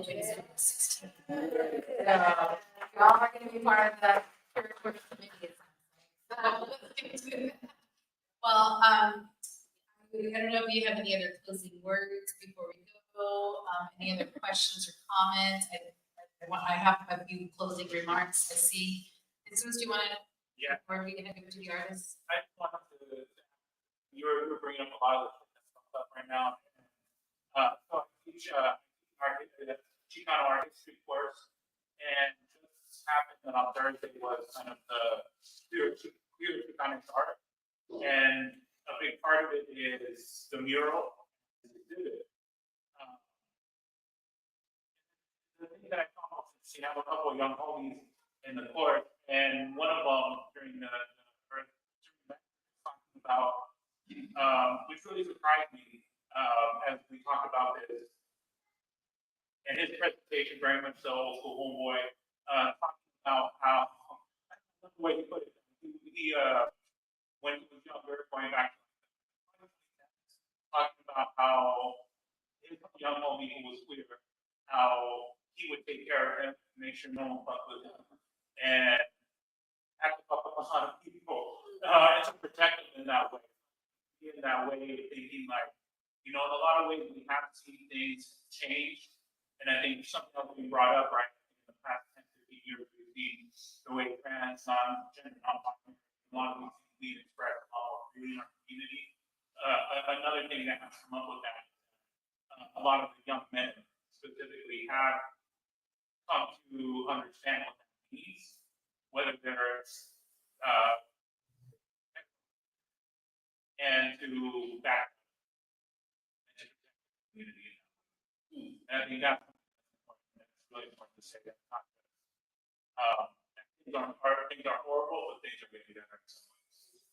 It's a balance. Yeah. Yeah, it's a balance. I mean, I can see that. I like that perspective because I don't live as this now, so I'm glad to hear that that's happening. I do believe it's happening in some spaces for sure. Like we all have families. I can say I have two sis brothers that have love, and we create those spaces. So that's good to hear. I do know it happens. I mean, let's be honest. It's the OG, straight cis OG gatekeepers that solve the division. I'm not expecting any of you to say anything because sometimes. No, I think right now the moment that we're in, yes, there's that, but we also have to understand that Latinidad is not like we're not a monolith, right? And we have arrived. rise of fundamentalism that is shaping our society into that queerness is not okay. I mean, like they're literally, if you look at Latinos coming into this country right now, if you look at Latinos that are outside of the Bay Area, it looks very different. And that's not the OGs only. I think there is a conservatism that has wrapped itself around us as a whole, and we need to acknowledge that that is who we are as Latinos in this country. It's like we got to break down even further. It's not just against, queer folks. I mean, they are that is affecting all of us. So I don't know. I think it was a balance, right? Because one of the bigger, it is one of the bigger populations in evangelical Christian Pacola is Latinos in these mega churches. So, I mean, I've always said this since I was raised in the church, but the church, I was never raised to see the church as a and it's just further pushing me. Right. I think that's what we're saying. Like there is that change. I know that there's always the diversity of our community. There is change happening. I think what we were talking about is how we experience our community on the day-to-day is very different.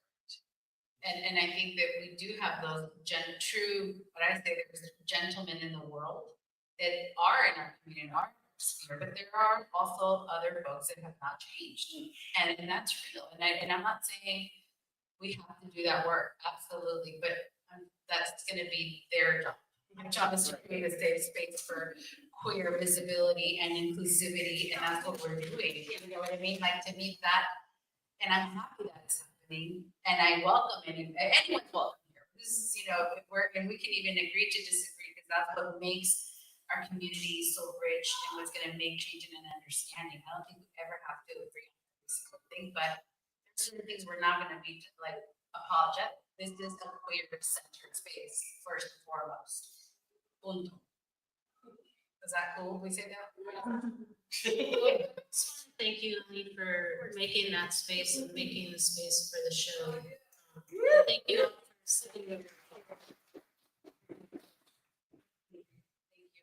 I want to thank you for being here. I want to thank the team too, Galeria's team, Yvette Diaz for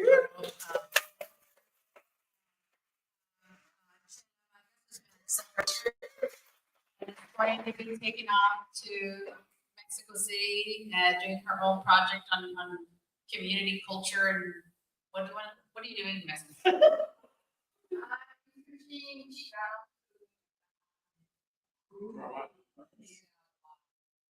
But she's a mission, born and raised, kind of Bay Area child. Yeah, she's the Chicana princess. We have Susana that always helps us.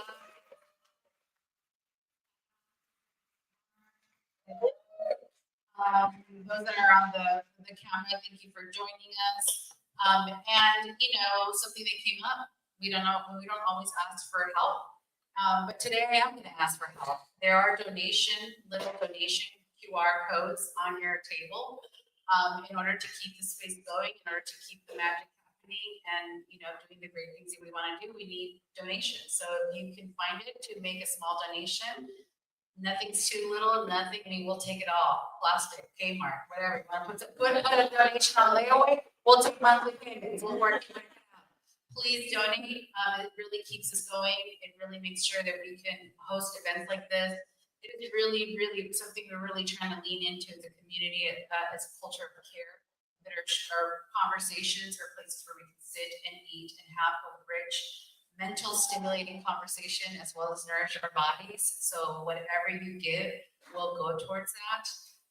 We also have programs happening in August or are going to start happening in September. And I want to invite you to sign up to the newsletter. We send a monthly newsletter. We try to not overword in your email, but we are having a project that is going to be presenting the 16th Street Window Project, which is a project that was done in collaboration with USF students in San Pedro de la Torre, the artists.